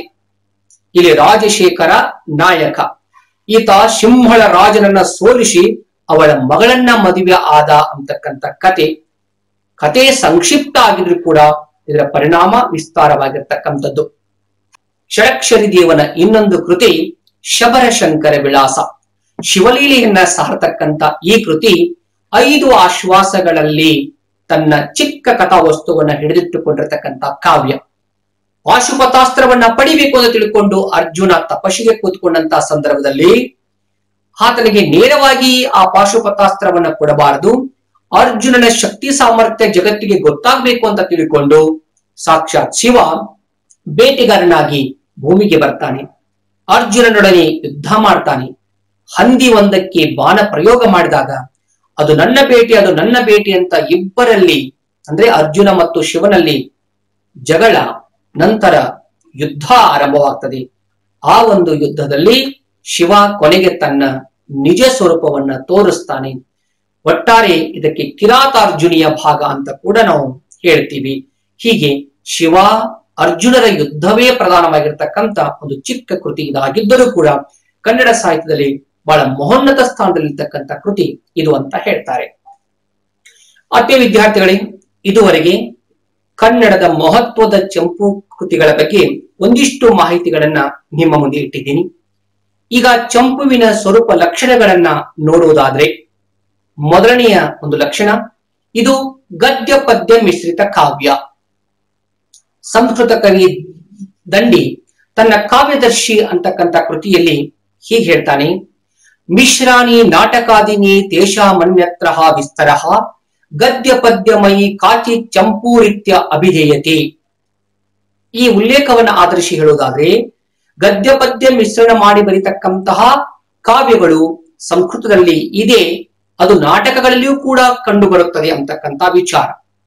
ಕನ್ನಡದಲ್ಲಿ ಗದ್ಯವನ್ನೇನು ಬಳಸಿಕೊಂಡ್ರು ಸರಿ, ಹಾಗಾದ್ರೆ ಗದ್ಯದ ಜೊತೆ ಪದ್ಯವನ್ನ ಯಾವ ಬಗೆಯಲ್ಲಿ ಬಳಸಿಕೊಂಡ್ರು ಅಂತ ನೋಡುವುದಾದ್ರೆ, ಮೊಟ್ಟ ಮೊದಲಿಗೆ ಖ್ಯಾತ ಕರ್ನಾಟಕ ವೃತ್ತಗಳು. ಸಂಸ್ಕೃತದಲ್ಲಿರ್ತಕ್ಕಂಥ 100 ವೃತ್ತಗಳಲ್ಲಿ ಕನ್ನಡದ ಜಾಯಮಾನಕ್ಕೆ ಹೊಂದಿಕೊಂಡಿರ್ತಕ್ಕಂಥ 6 ವೃತ್ತಗಳನ್ನ ಬಳಸ್ಕೊತಾರೆ. ಇದರ ಜೊತೆಗೆ ಅಕ್ಕರ, ತ್ರಿಪದಿ, ಷಟ್ಪದಿ, ಅಲ್ಲಲ್ಲಿ ಒಂದಿಷ್ಟು ರಗಳೆ, ಕಂದ ಪದ್ಯ, ಇವೆಲ್ಲ ಪದ್ಯ ಪ್ರಕಾರಗಳನ್ನ ಗದ್ಯದ ಜೊತೆಯಲ್ಲಿ ಬಳಸಿಕೊಂಡಿರ್ತಕ್ಕಂಥದ್ದು. ಇನ್ನು ಗದ್ಯಕ್ಕೆ ಚಂಪು ಕಾವ್ಯಗಳಲ್ಲಿ ಗದ್ಯ ಅಂತ ಹೇಳಿಲ್ಲ, ಹೆಸರಿಲ್ಲ, ವಚನ ಅಂತ ಹೇಳ್ಕೊಂಡಿದ್ದಾರೆ. ಹೆಚ್ಚಾಗಿ ಗದ್ಯಕ್ಕಿಂತ ಪದ್ಯವೇ ಹೆಚ್ಚಾಗಿ ಕಂಡು ಬರ್ತಕ್ಕಂಥದ್ದು. ಅದರಲ್ಲೂ ಕಂದ ಪದ್ಯಗಳು ಮತ್ತು ಖ್ಯಾತ ಕರ್ನಾಟಕ ವೃತ್ತಗಳು ಅಧಿಕ ಪ್ರಮಾಣದಲ್ಲಿ ಬಳಕೆಯಾಗಿರ್ತಕ್ಕಂಥದ್ದು. ಇನ್ನ ಒಂದೇ ರೀತಿ ಪದ್ಯದಲ್ಲಿ ಇಡೀ ಕಾವ್ಯವನ್ನ ಬರೆದರೆ ಎಲ್ಲಿ ಕೇಳೋರಿಗೆ ಬೇಸರ ಆಗುತ್ತದೆಯೋ ಅನ್ನೋ ಕಾರಣಕ್ಕೆ ಬೇರೆ ಬೇರೆ ಪದ್ಯ ಜಾತಿಗಳನ್ನ ಬಳಸ್ಕೊಳ್ತಾ ಹೋಗ್ತಾರೆ. ಅಂದ್ರೆ ಕೇವಲ ಕಂದ ಪದ್ಯದಲ್ಲಿ ಇಡೀ ಕಾವ್ಯವನ್ನ ಹೇಳ್ತಾ ಹೋದ್ರೆ ಕೇಳುಗನಿಗೆ ಎಲ್ಲಿ ಬೇಸರ ಉಂಟಾಗುತ್ತದೆಯೋ ಅನ್ನುವಂತ ಒಂದು ಕಾರಣ ಇಟ್ಕೊಂಡು ಭಾವನೆಗಳಿಗೆ ತಕ್ಕ ಹಾಗೆ ಖ್ಯಾತ ಕರ್ನಾಟಕ ವೃತ್ತಗಳು, ಕಂದ, ತ್ರಿಪದಿ, ತನಗೆಲ್ಲಾದ್ರೂ ಒಂದಿಷ್ಟು ಅವಶ್ಯ ಅನಿಸಿದ ರಗಳೆ, ಹೀಗೆ ಅದನ್ನ ರಚನೆ ಮಾಡುವಂತ ಒಂದು ವಿಧಾನವನ್ನು ನಾವು ಚಂಪು ಕಾವ್ಯಗಳಲ್ಲಿ ಕಾಣ್ತೀವಿ. ಮುಖ್ಯವಾಗಿ ಎಲ್ಲ ಭಾವನೆಗಳಿಗೆ ಒಂದ ಪದ್ಯವನ್ನು ಬಳಸೋಕ್ಕೂ ಬರೋದಿಲ್ಲ. ಅಂದ್ರೆ ಚಿಕ್ಕ ಭಾವನೆಗಳಿಗೆ ಚಿಕ್ಕ ಪದ್ಯಗಳನ್ನ, ವಿಸ್ತಾರವಾಗಿರ್ತಕ್ಕಂಥ ಕವಿ ಭಾವನೆಗಳಿಗೆ ದೊಡ್ಡ ಪದ್ಯಗಳನ್ನ ಬಳಸ್ಕೊಳ್ಬೇಕಾಗ್ತದೆ. ಗದ್ಯವು ಸಾಧಾರಣವಾಗಿರ್ತಕ್ಕಂಥ ವಿಷಯಗಳನ್ನ ಮತ್ತು ವಿಚಾರಗಳನ್ನ ವಿವರಣೆ ಮಾಡಲಿಕ್ಕೆ ಅವಶ್ಯ ಅನಿಸಿದ್ರೆ, ಪದ್ಯಗಳು ಆಯಾ ಸಂದರ್ಭಕ್ಕೆ ತಕ್ಕಂತ ಕವಿಯ ಭಾವನೆಗಳಿಗೆ ಪೋಷಕ ಸಾಮಗ್ರಿಯಾಗಿ ನಿಂತ್ಕೊಳ್ತಕ್ಕಂಥದ್ದು.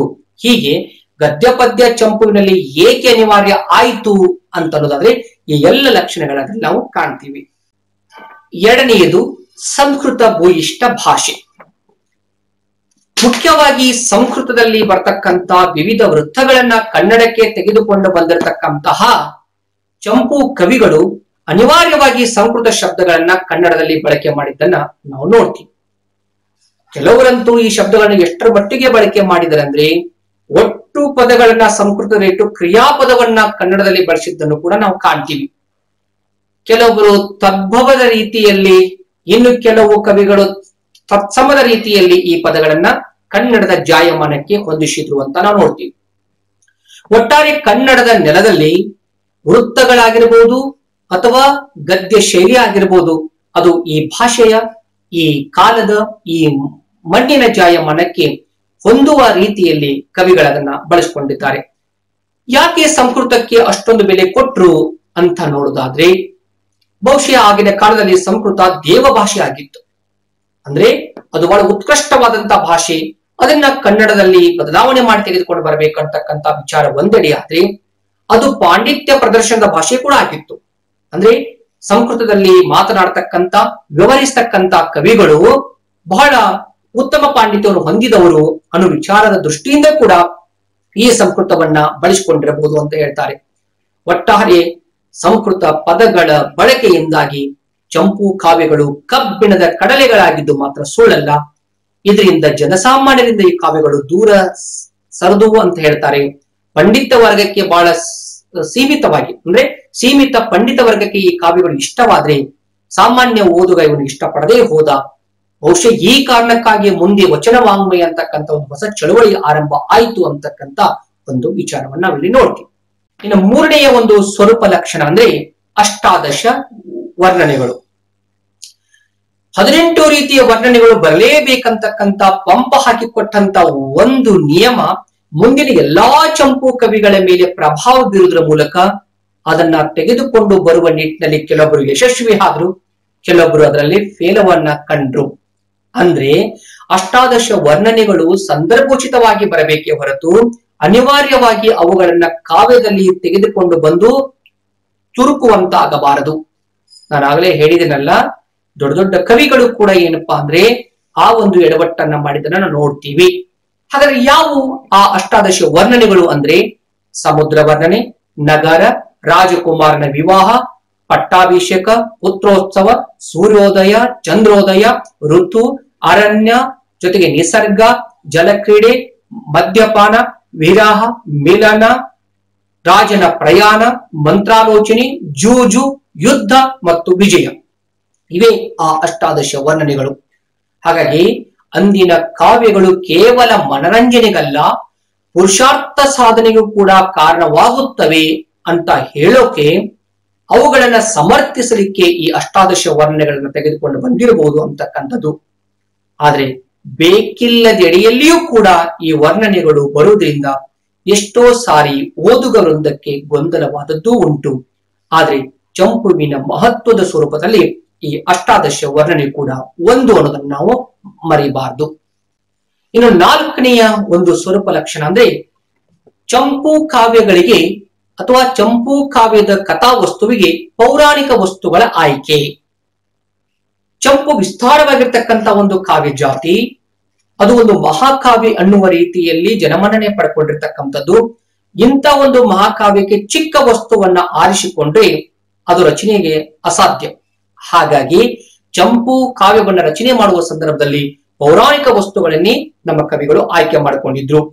ದೀರ್ಘವಾದಂತಹ ಕಾವ್ಯ ಪ್ರಕಾರವಾಗಿರುವ ಕಾರಣ ವಿಸ್ತಾರವಾದ ಕಥೆಯನ್ನೇ ಹೇಳಬೇಕು ಅನ್ನೋ ಉದ್ದೇಶದಿಂದ ರಾಜನನ್ನು, ಅಂದ್ರೆ ತಮಗೆ ಆಶ್ರಯ ನೀಡತಕ್ಕಂಥ ರಾಜನನ್ನು ಪೌರಾಣಿಕ ಪಾತ್ರವೊಂದಕ್ಕೆ ಹೋಲಿಸಬೇಕಾಗಿರುವುದರಿಂದ ಈ ಒಂದು ಕಥಾವಸ್ತುವನ್ನ ಆಯ್ಕೆ ಮಾಡಿಕೊಂಡಿರಬಹುದು. ನಾನಾಗಲೇ ಹೇಳಿದಾಗೆ ಹರಿಕೇಸರಿಯನ್ನ ಅರ್ಜುನನ ಜೊತೆ ಸಮೀಕರಿಸಿ ಬರೆದಂತ ಪಂಪ, ಸತ್ಯಾಶ್ರಯನನ್ನು ಭೀಮನ ಜೊತೆ ಸಮೀಕರಿಸಿ ಬರೆದಂತ ರನ್ನ ಪೌರಾಣಿಕ ವಸ್ತುಗಳನ್ನ ಬಿಟ್ರೆ ಬೇರೆ ವಸ್ತುಗಳನ್ನ ಅಲ್ಲಿ ಬಳಸೋದು ಬಹಳ ಕಷ್ಟ ಸಾಧ್ಯವಾಗಿರ್ತಕ್ಕಂಥ ಮಾತಾಗ್ತಿತ್ತು. ಹಾಗಾಗಿ ಕವಿಗಳು ರಾಮಾಯಣ ಮಹಾಭಾರತಗಳನ್ನ ಬಳಸಿಕೊಳ್ಳುವುದಷ್ಟೇ ಅಲ್ಲದೆ ತೀರ್ಥಂಕರರ ಕತೆ, ಶರಣರ ಚರಿತ್ರೆ ಇವೆಲ್ಲ ವಿಚಾರಗಳನ್ನ ಬಳಸಿಕೊಂಡು ವಿಸ್ತಾರವಾದಂತಹ ಕಾವ್ಯ ಓದುಗರಿಗೆ ಸುಲಭ ಆಗಲಿ ಅನ್ನುವ ಕಾರಣಕ್ಕೆ ಆಶ್ವಾಸ, ಲಂಭ, ಸಂಧಿ ಅಂತ ಮತ್ತೆ ಅವುಗಳಲ್ಲಿ ಏನಪ್ಪಾ ಅಂದ್ರೆ ವಿವಿಧ ಪ್ರಕಾರಗಳನ್ನ ಅಂದ್ರೆ ಅಧ್ಯಾಯಗಳಿಗೆ ಹೆಸರನ್ನ ಕೊಟ್ಟು ಅವುಗಳನ್ನ ಜನಗಳಿಗೆ ಓದಲಿಕ್ಕೆ ಕಲ್ಪಿಸಿದ್ರು. ಹಾಗಾಗಿ ಇಲ್ಲಿ ಬರ್ತಕ್ಕಂಥ ಒಟ್ಟು ಕಾವ್ಯದಲ್ಲಿ ಶೃಂಗಾರ, ವೀರ, ರೌದ್ರ, ಶಾಂತ ಎಲ್ಲ ರಸಗಳೇನಪ್ಪಾ ಅಂದ್ರೆ ಮೂಲ ಕಥಾವಸ್ತುವನ್ನ ಅಂದ್ರೆ ಪೌರಾಣಿಕ ಕಥಾವಸ್ತುವನ್ನ ಇನ್ನೊಂದು ಸಾರಿ ತಾನು ಓದ್ತಿದ್ದೀನಿ ಅಂತಕ್ಕಂಥ ಭಾವ ಬರುವ ರೀತಿಯಲ್ಲಿ ಕವಿಗಳು ಕಟ್ಟಿಕೊಟ್ಟದ್ದು ಬಹಳ ವಿಶೇಷವಾಗಿರ್ತಕ್ಕಂಥದ್ದು. ಐದನೆಯ ಪ್ರಮುಖ ಲಕ್ಷಣ ಅಂದ್ರೆ ಲೌಕಿಕ ಮತ್ತು ಆಗಮಿಕ ಕಾವ್ಯಗಳ ರಚನೆ. ಬಹುಶಃ ಈ ಒಂದು ಕಾವ್ಯ ಮಾರ್ಗವನ್ನು ಕೂಡ ಪಂಪನೆ ಹಾಕಿಕೊಟ್ಟಿರ್ತಕ್ಕಂಥದ್ದು. ಅಂದ್ರೆ ಪಂಪ ಹೇಳುವ ಹಾಗೆ ಬೆಳಗುವಿನಿಲ್ಲಿ ಲೌಕಿಕಮಂ ಅಲ್ಲಿ ಜಿನಾಗಮಮಂ. ಅಂದ್ರೆ ಪಂಪ ಭಾರತದಲ್ಲಿ ನಾನು ಲೌಕಿಕ ವಿಚಾರಗಳನ್ನ ಹೇಳ್ತಾ ಇದ್ದೀನಿ, ಆದಿಪುರಾಣದಲ್ಲಿ ಜಿನಾಗಮ ಅಂದ್ರೆ ಧಾರ್ಮಿಕ ವಿಚಾರಗಳನ್ನ ಹೇಳ್ತಿದ್ದೀನಿ ಅಂತ ಹೇಳ್ಕೊಂಡು ಒಂದು ಲೌಕಿಕ ಒಂದು ಆಗಮಿಕ ಅಂತಕ್ಕಂಥ ಎರಡು ಕಾವ್ಯಗಳನ್ನ ಬರೆಯುವಂತ ಕಾವ್ಯ ಪರಂಪರೆಗೆ ಮುನ್ನುಡಿ ಆಗ್ತಾನೆ ಕನ್ನಡದ ಆದಿಕವಿ ಪಂಪ. ಇದು ಹಾಕಿಕೊಟ್ಟ ದಾರಿಯ ಮೇಲೆ ಮುಂದಿನ ಎಲ್ಲಾ ಕವಿಗಳು ಹೆಚ್ಚು ಕಡಿಮೆ ಒಂದು ಲೌಕಿಕ ಒಂದು ಆಗಮಿಕ ಕೃತಿಗಳನ್ನ ರಚನೆ ಮಾಡ್ತಕ್ಕಂಥದ್ದು. ಮುಖ್ಯವಾಗಿ ರಾಮಾಯಣ ಮಹಾಭಾರತ ಅಂತ ವಸ್ತುಗಳನ್ನ ಲೌಕಿಕ ಕಾವ್ಯದ ವಸ್ತುಗಳನ್ನಾಗಿ ಬಳಸಿಕೊಂಡ್ರೆ, ತೀರ್ಥಂಕರ ಶರಣರ ಚರಿತ್ರೆಗಳನ್ನ ಇವರು ಅಲೌಕಿಕ ಅಥವಾ ಧಾರ್ಮಿಕ ಅಥವಾ ಆಗಮಿಕ ಕಾವ್ಯ ಪರಂಪರೆಗೆ ವಸ್ತುವನ್ನಾಗಿ ಬಳಸಿಕೊಂಡದನ್ನ ನಾವು ನೋಡ್ತೀವಿ. ಅಷ್ಟೇ ಅಲ್ಲದೆ ಪ್ರತಿಯೊಬ್ಬ ಕವಿಯು ತಾನು ಹುಟ್ಟಿ ಬೆಳೆದಿರ್ತಕ್ಕಂಥ ಧಾರ್ಮಿಕ ಪರಿಸರದ ಸ್ಥಿತಿಗತಿಗಳನ್ನ ಜಗತ್ತಿಗೆ ತಿಳಿಸಿಕೊಡುವುದು, ಆ ಧರ್ಮದ ವ್ಯಾಖ್ಯಾನವನ್ನ ಮಾಡುವುದು ಅನಿವಾರ್ಯವಾಗಿತ್ತು. ಈ ಉದ್ದೇಶದಿಂದ ಧಾರ್ಮಿಕ ಕಾವ್ಯಗಳು ಹುಟ್ಟಿಕೊಂಡವು. ಇನ್ನ ಬದುಕಿನ ಆಳ ವಿಸ್ತಾರಗಳನ್ನ, ಬದುಕಿನ ನಶ್ವರತೆಯನ್ನ ತಿಳಿಸಿಕೊಟ್ಟು ಸಮಾಜವನ್ನ ಸರಿಯಾದ ದಾರಿಯಲ್ಲಿ ನಡೆಸಿಕೊಂಡು ಹೋಗ್ಬೇಕನ್ನುವ ಕಾರಣಕ್ಕೆ ಲೌಕಿಕ ಕಾವ್ಯಗಳು ಹುಟ್ಟಿಕೊಂಡಿರಬಹುದು ಅಂತಕ್ಕಂಥದ್ದು. ಲೌಕಿಕ ಕಾವ್ಯದಲ್ಲಿ ರಾಜನ ಶೌರ್ಯ, ಪರಾಕ್ರಮ, ಗುಣ ವಿಶೇಷಗಳನ್ನ ಕಂಡ್ರೆ, ಅಲೌಕಿಕ ಕಾವ್ಯ ಧಾರ್ಮಿಕ ಕಾವ್ಯದಲ್ಲಿ ಭವಾವಳಿಗಳು, ತೀರ್ಥಂಕರರ ಜೀವನ, ಅವರು ಸನ್ಯಾಸವನ್ನ ಸ್ವೀಕರಿಸುವಂತಹ ವಿಧಾನ, ಅವರ ತ್ಯಾಗ, ಈ ವಿಚಾರಗಳನ್ನ ನಾವಲ್ಲಿ ಕಾಣ್ತೀವಿ. ಹೀಗೆ ಪಂಪನ ಈ ಹಾದಿ ಮುಂದಿನ ಕವಿಗಳಿಗೆ ಅದು ರಹದಾರಿಯಾಗಿ ಮುಂದುವರಿಯಿತು ಅಂತಕ್ಕಂಥ ವಿಚಾರ ಇಲ್ಲಿ ನಾವೇನಪ್ಪ ಅಧ್ಯಯನ ಮಾಡ್ತಕ್ಕಂಥದ್ದು. ಆತ್ಮೀಯ ವಿದ್ಯಾರ್ಥಿಗಳೇ, ಕೊನೆಯ ಒಂದು ಸ್ವರೂಪ ಲಕ್ಷಣ ಅಂದ್ರೆ ದೈವಸ್ತುತಿ, ಫಲಶ್ರುತಿ. ಚಂಪು ಕಾವ್ಯವನ್ನು ಬರೀತಕ್ಕಂಥ ಕವಿ ಆರಂಭದಲ್ಲಿ ತನ್ನ ಇಷ್ಟ ದೈವದ ಒಂದು ಪ್ರಾರ್ಥನೆಯನ್ನ ಮಾಡ್ತಾನೆ. ಅದಕ್ಕೆ ಮಂಗಳ ಪದ್ಯ ಅಂತ ಕರೀತಾರೆ. ಈ ಮಂಗಳ ಪದ್ಯದ ಜೊತೆಯಲ್ಲಿ ತನ್ನ ಹಿಂದಿನ ಕವಿಗಳನ್ನ ಸ್ತುತಿ ಮಾಡ್ತಾನೆ, ತನ್ನ ಕಾವ್ಯದ ವಿಶಿಷ್ಟತೆಯನ್ನು ಹೇಳ್ತಾನೆ, ತನ್ನ ವಂಶ, ಗುರು ಪರಂಪರೆ ಹಾಗೂ ಪೂರ್ವಾಪರ ವಿಚಾರಗಳನ್ನ ಕವಿ ಹಂಚ್ಕೋತಾನೆ. ಇದಾದ್ಮೇಲೆ ಕಾವ್ಯದ ಕೊನೆಯಲ್ಲಿ ತನ್ನ ಸ್ವಕೀಯ ವಿಚಾರಗಳು, ಬಿರುದುಗಳನ್ನ ಹೇಳ್ಕೊತಾನೆ. ಅಷ್ಟೇ ಅಲ್ಲ, ತನಗೆ ಆಶ್ರಯ ನೀಡತಕ್ಕಂತ ರಾಜ, ಆ ರಾಜನ ವಿಚಾರಗಳನ್ನು ಕೂಡ ಕವಿ ಕೊನೆಯ ಭಾಗದಲ್ಲಿ ಹೇಳ್ತಾನೆ. ಅಷ್ಟೇ ಅಲ್ಲ, ತನ್ನ ಕಾವ್ಯವನ್ನ ಓದುವುದರಿಂದ ಏನೆಲ್ಲ ಪ್ರಯೋಜನಗಳು ಸಿಗ್ತದೆ ಅಂತಕ್ಕಂಥ ವಿಚಾರವನ್ನು ಕೂಡ ಕೊನೆಗೆ ಹೇಳ್ತಾನೆ. ಹೀಗೆ ಕೊನೆಗೆ ಹೇಳ್ತಕ್ಕಂಥ ಈ ಒಟ್ಟು ಭಾಗವನ್ನ ಫಲಶ್ರುತಿ ಅಂತ ಕರೀತಾರೆ. ಈ ಅಂಶಗಳ ಆಧಾರದ ಮೇಲೆಯೇ ನಮ್ಮ ಕವಿ ಚರಿತ್ರೆಕಾರರು ಕನ್ನಡ ಸಾಹಿತ್ಯ ಚರಿತ್ರೆಯನ್ನ ಕಟ್ಟಿದ್ದಾರೆ. ಕಾರಣ, ಒಂದು ವೇಳೆ ಈ ಭಾಗ ಇರದೇ ಹೋಗಿದ್ದರೆ, ಚಂಪುವಿನ ಸ್ವರೂಪ ಲಕ್ಷಣದಲ್ಲಿ ಈ ಒಂದು ಭಾಗ ಕವಿಗಳು ಮಾಡದೆ ಹೋಗಿದ್ದರೆ, ನಮಗೆ ಯಾವ ಕವಿ, ಯಾವ ಕೃತಿ, ಯಾವ ರಾಜನ ಆಸ್ಥಾನದಲ್ಲಿದ್ದನು, ಅವನ ಮತ ಯಾವುದು, ಅವನ ಗುರು ಪರಂಪರೆ ಏನು, ಇವ್ಯಾವ ವಿಚಾರಗಳು ಏನಪ್ಪಾ ಅಂದ್ರೆ ಸಿಗ್ತಿರ್ಲಿಲ್ಲ. ಹಾಗಾಗಿ ದೈವಸ್ತುತಿ ಫಲಶ್ರುತಿ ಅನ್ನೋದು ಸಾಹಿತ್ಯ ಚರಿತ್ರೆಯನ್ನ ಬರೆಯುವ ಹಿನ್ನೆಲೆಯಲ್ಲಿ ಬಹಳ ಮುಖ್ಯವಾಗಿರ್ತಕ್ಕಂಥದ್ದು. ಓಕೆ ವಿದ್ಯಾರ್ಥಿಗಳೇ, ಇದುವರೆಗೆ ಹೇಳ್ತಕ್ಕಂಥ ಎಲ್ಲ ವಿಚಾರಗಳನ್ನ ಮತ್ತೊಂದು ಸಾರಿ ಸಮಾರೋಪಗೊಳಿಸುವುದಾದ್ರೆ, ಚಂಪು ಒಂದು ಗದ್ಯ ಕಥಾ, ಹಾಡುಗಬ್ಬ, ಕನ್ನಡ ಗಬ್ಬ ಅಂತ ಬೇರೆ ಎಲ್ಲ ಹೆಸರುಗಳಿಂದ ಶೃಂಗಾರಗೊಂಡಿರ್ತಕ್ಕಂಥದ್ದು. 1000 ವರ್ಷಗಳು ಗತಿಸಿದ್ರು ಕೂಡ ಇವತ್ತಿಗೂ ಜೀವಂತವಾಗಿರ್ತಕ್ಕಂತಹ ಸಾಹಿತ್ಯ ಚಂಪು. ಪುರಾಣ ಪುರುಷರ ಕಥೆಗಳನ್ನ, ಮಹಾಕಾವ್ಯದ ನಾಯಕರ ವರ್ಣನೆಯನ್ನ ನಾವು ಚಂಪುವಿನಲ್ಲಿ ಕಾಣ್ತಾ ಹೋಗ್ತೀವಿ. ಲೌಕಿಕ ಮತ್ತು ಅಲೌಕಿಕ ಕಾವ್ಯ ಪರಂಪರೆಗಳ ಒಂದು ಹೊಸ ಇತಿಹಾಸವನ್ನ ಚಂಪುವಿನಲ್ಲಿ ನಾವು ಕಾಣ್ತೀವಿ. ಅಷ್ಟೇ ಅಲ್ಲ, ಸಂಸ್ಕೃತ ಭಾಷೆಯನ್ನ ಕನ್ನಡಕ್ಕೆ ಹೇಗೆ ಒಗ್ಗಿಸಬಹುದು, ಕನ್ನಡದ ಜಾಯಮಾನಕ್ಕೆ ಹೇಗೆ ಹೊಂದಿಸಬಹುದು ಅಂತಕ್ಕಂಥ ವಿಚಾರವನ್ನು ಕೂಡ ನಾವು ಚಂಪುವಿನ ವಿಚಾರದಲ್ಲಿ ಅಧ್ಯಯನ ಮಾಡತಕ್ಕಂಥದ್ದು. ಒಟ್ಟಾರೆ ಕಠಿಣಮಯವಾಗಿರ್ತಕ್ಕಂಥ ಈ ಕಾವ್ಯ ಪರಂಪರೆಯನ್ನ ಇವತ್ತಿಗೂ ಕೂಡ ಓದುವಂತ, ಕೇಳುವಂತ ಜನ ಇದ್ದಾರೆ ಅಂತಕ್ಕಂಥದ್ದೇ ಬಹಳ ಹೆಮ್ಮೆಯ ಸಂಗತಿ. ಒಟ್ಟಾರೆ ಜೈನ ಧರ್ಮ ಮತ್ತು ಚಂಪು ಕಾವ್ಯ ಇವೆರಡು ಒಂದೇ ನಾಣ್ಯದ 2 ಮುಖಗಳಿದ್ದಂತೆ ಜೀವನದ ಬಗ್ಗೆ, ಲೌಕಿಕ ಅಲೌಕಿಕಗಳ ಬಗ್ಗೆ, ಧರ್ಮ ಮತ್ತು ಅದನ್ನು ಮೀರಿದಂತ ಸಂಗತಿಗಳ ಬಗ್ಗೆ ನಮಗೆ ಮಾಹಿತಿಯನ್ನು ನೀಡತಕ್ಕಂತ ಈ ಕಾವ್ಯಗಳನ್ನ ನಾವಿವತ್ತು ಓದಬೇಕು, ಅರ್ಥೈಸಬೇಕು. ಅವುಗಳಲ್ಲಿರ್ತಕ್ಕಂಥ ಜೀವನ ಮೌಲ್ಯಗಳನ್ನ ನಾವು ಜೀವನದಲ್ಲಿ ಅಳವಡಿಸಿಕೊಂಡು ಸುಂದರ ಬದುಕನ್ನ ಮಾಡಬೇಕು ಅಂತ ಹೇಳ್ತಾ ಈ ಒಂದು ವಿಡಿಯೋವನ್ನ ಇಲ್ಲಿಗೆ ಮುಕ್ತಾಯಗೊಳಿಸ್ತಾ ಇದ್ದೀನಿ. ತಮ್ಮೆಲ್ಲರಿಗೂ ನಮಸ್ಕಾರಗಳನ್ನ ತಿಳಿಸೋಕ್ಕಿಂತ ಮುಂಚೆ, ನಿಮಗೆ ಇಷ್ಟವಾದ್ರೆ ಈ ವಿಡಿಯೋವನ್ನ ದಯವಿಟ್ಟು ಮರೆಯದೆ ಸಬ್ಸ್ಕ್ರೈಬ್ ಮಾಡಿ ಅಂತ ಹೇಳ್ತಾ ತಮ್ಮೆಲ್ಲರಿಗೂ ಶರಣಾರ್ಥಿಗಳು.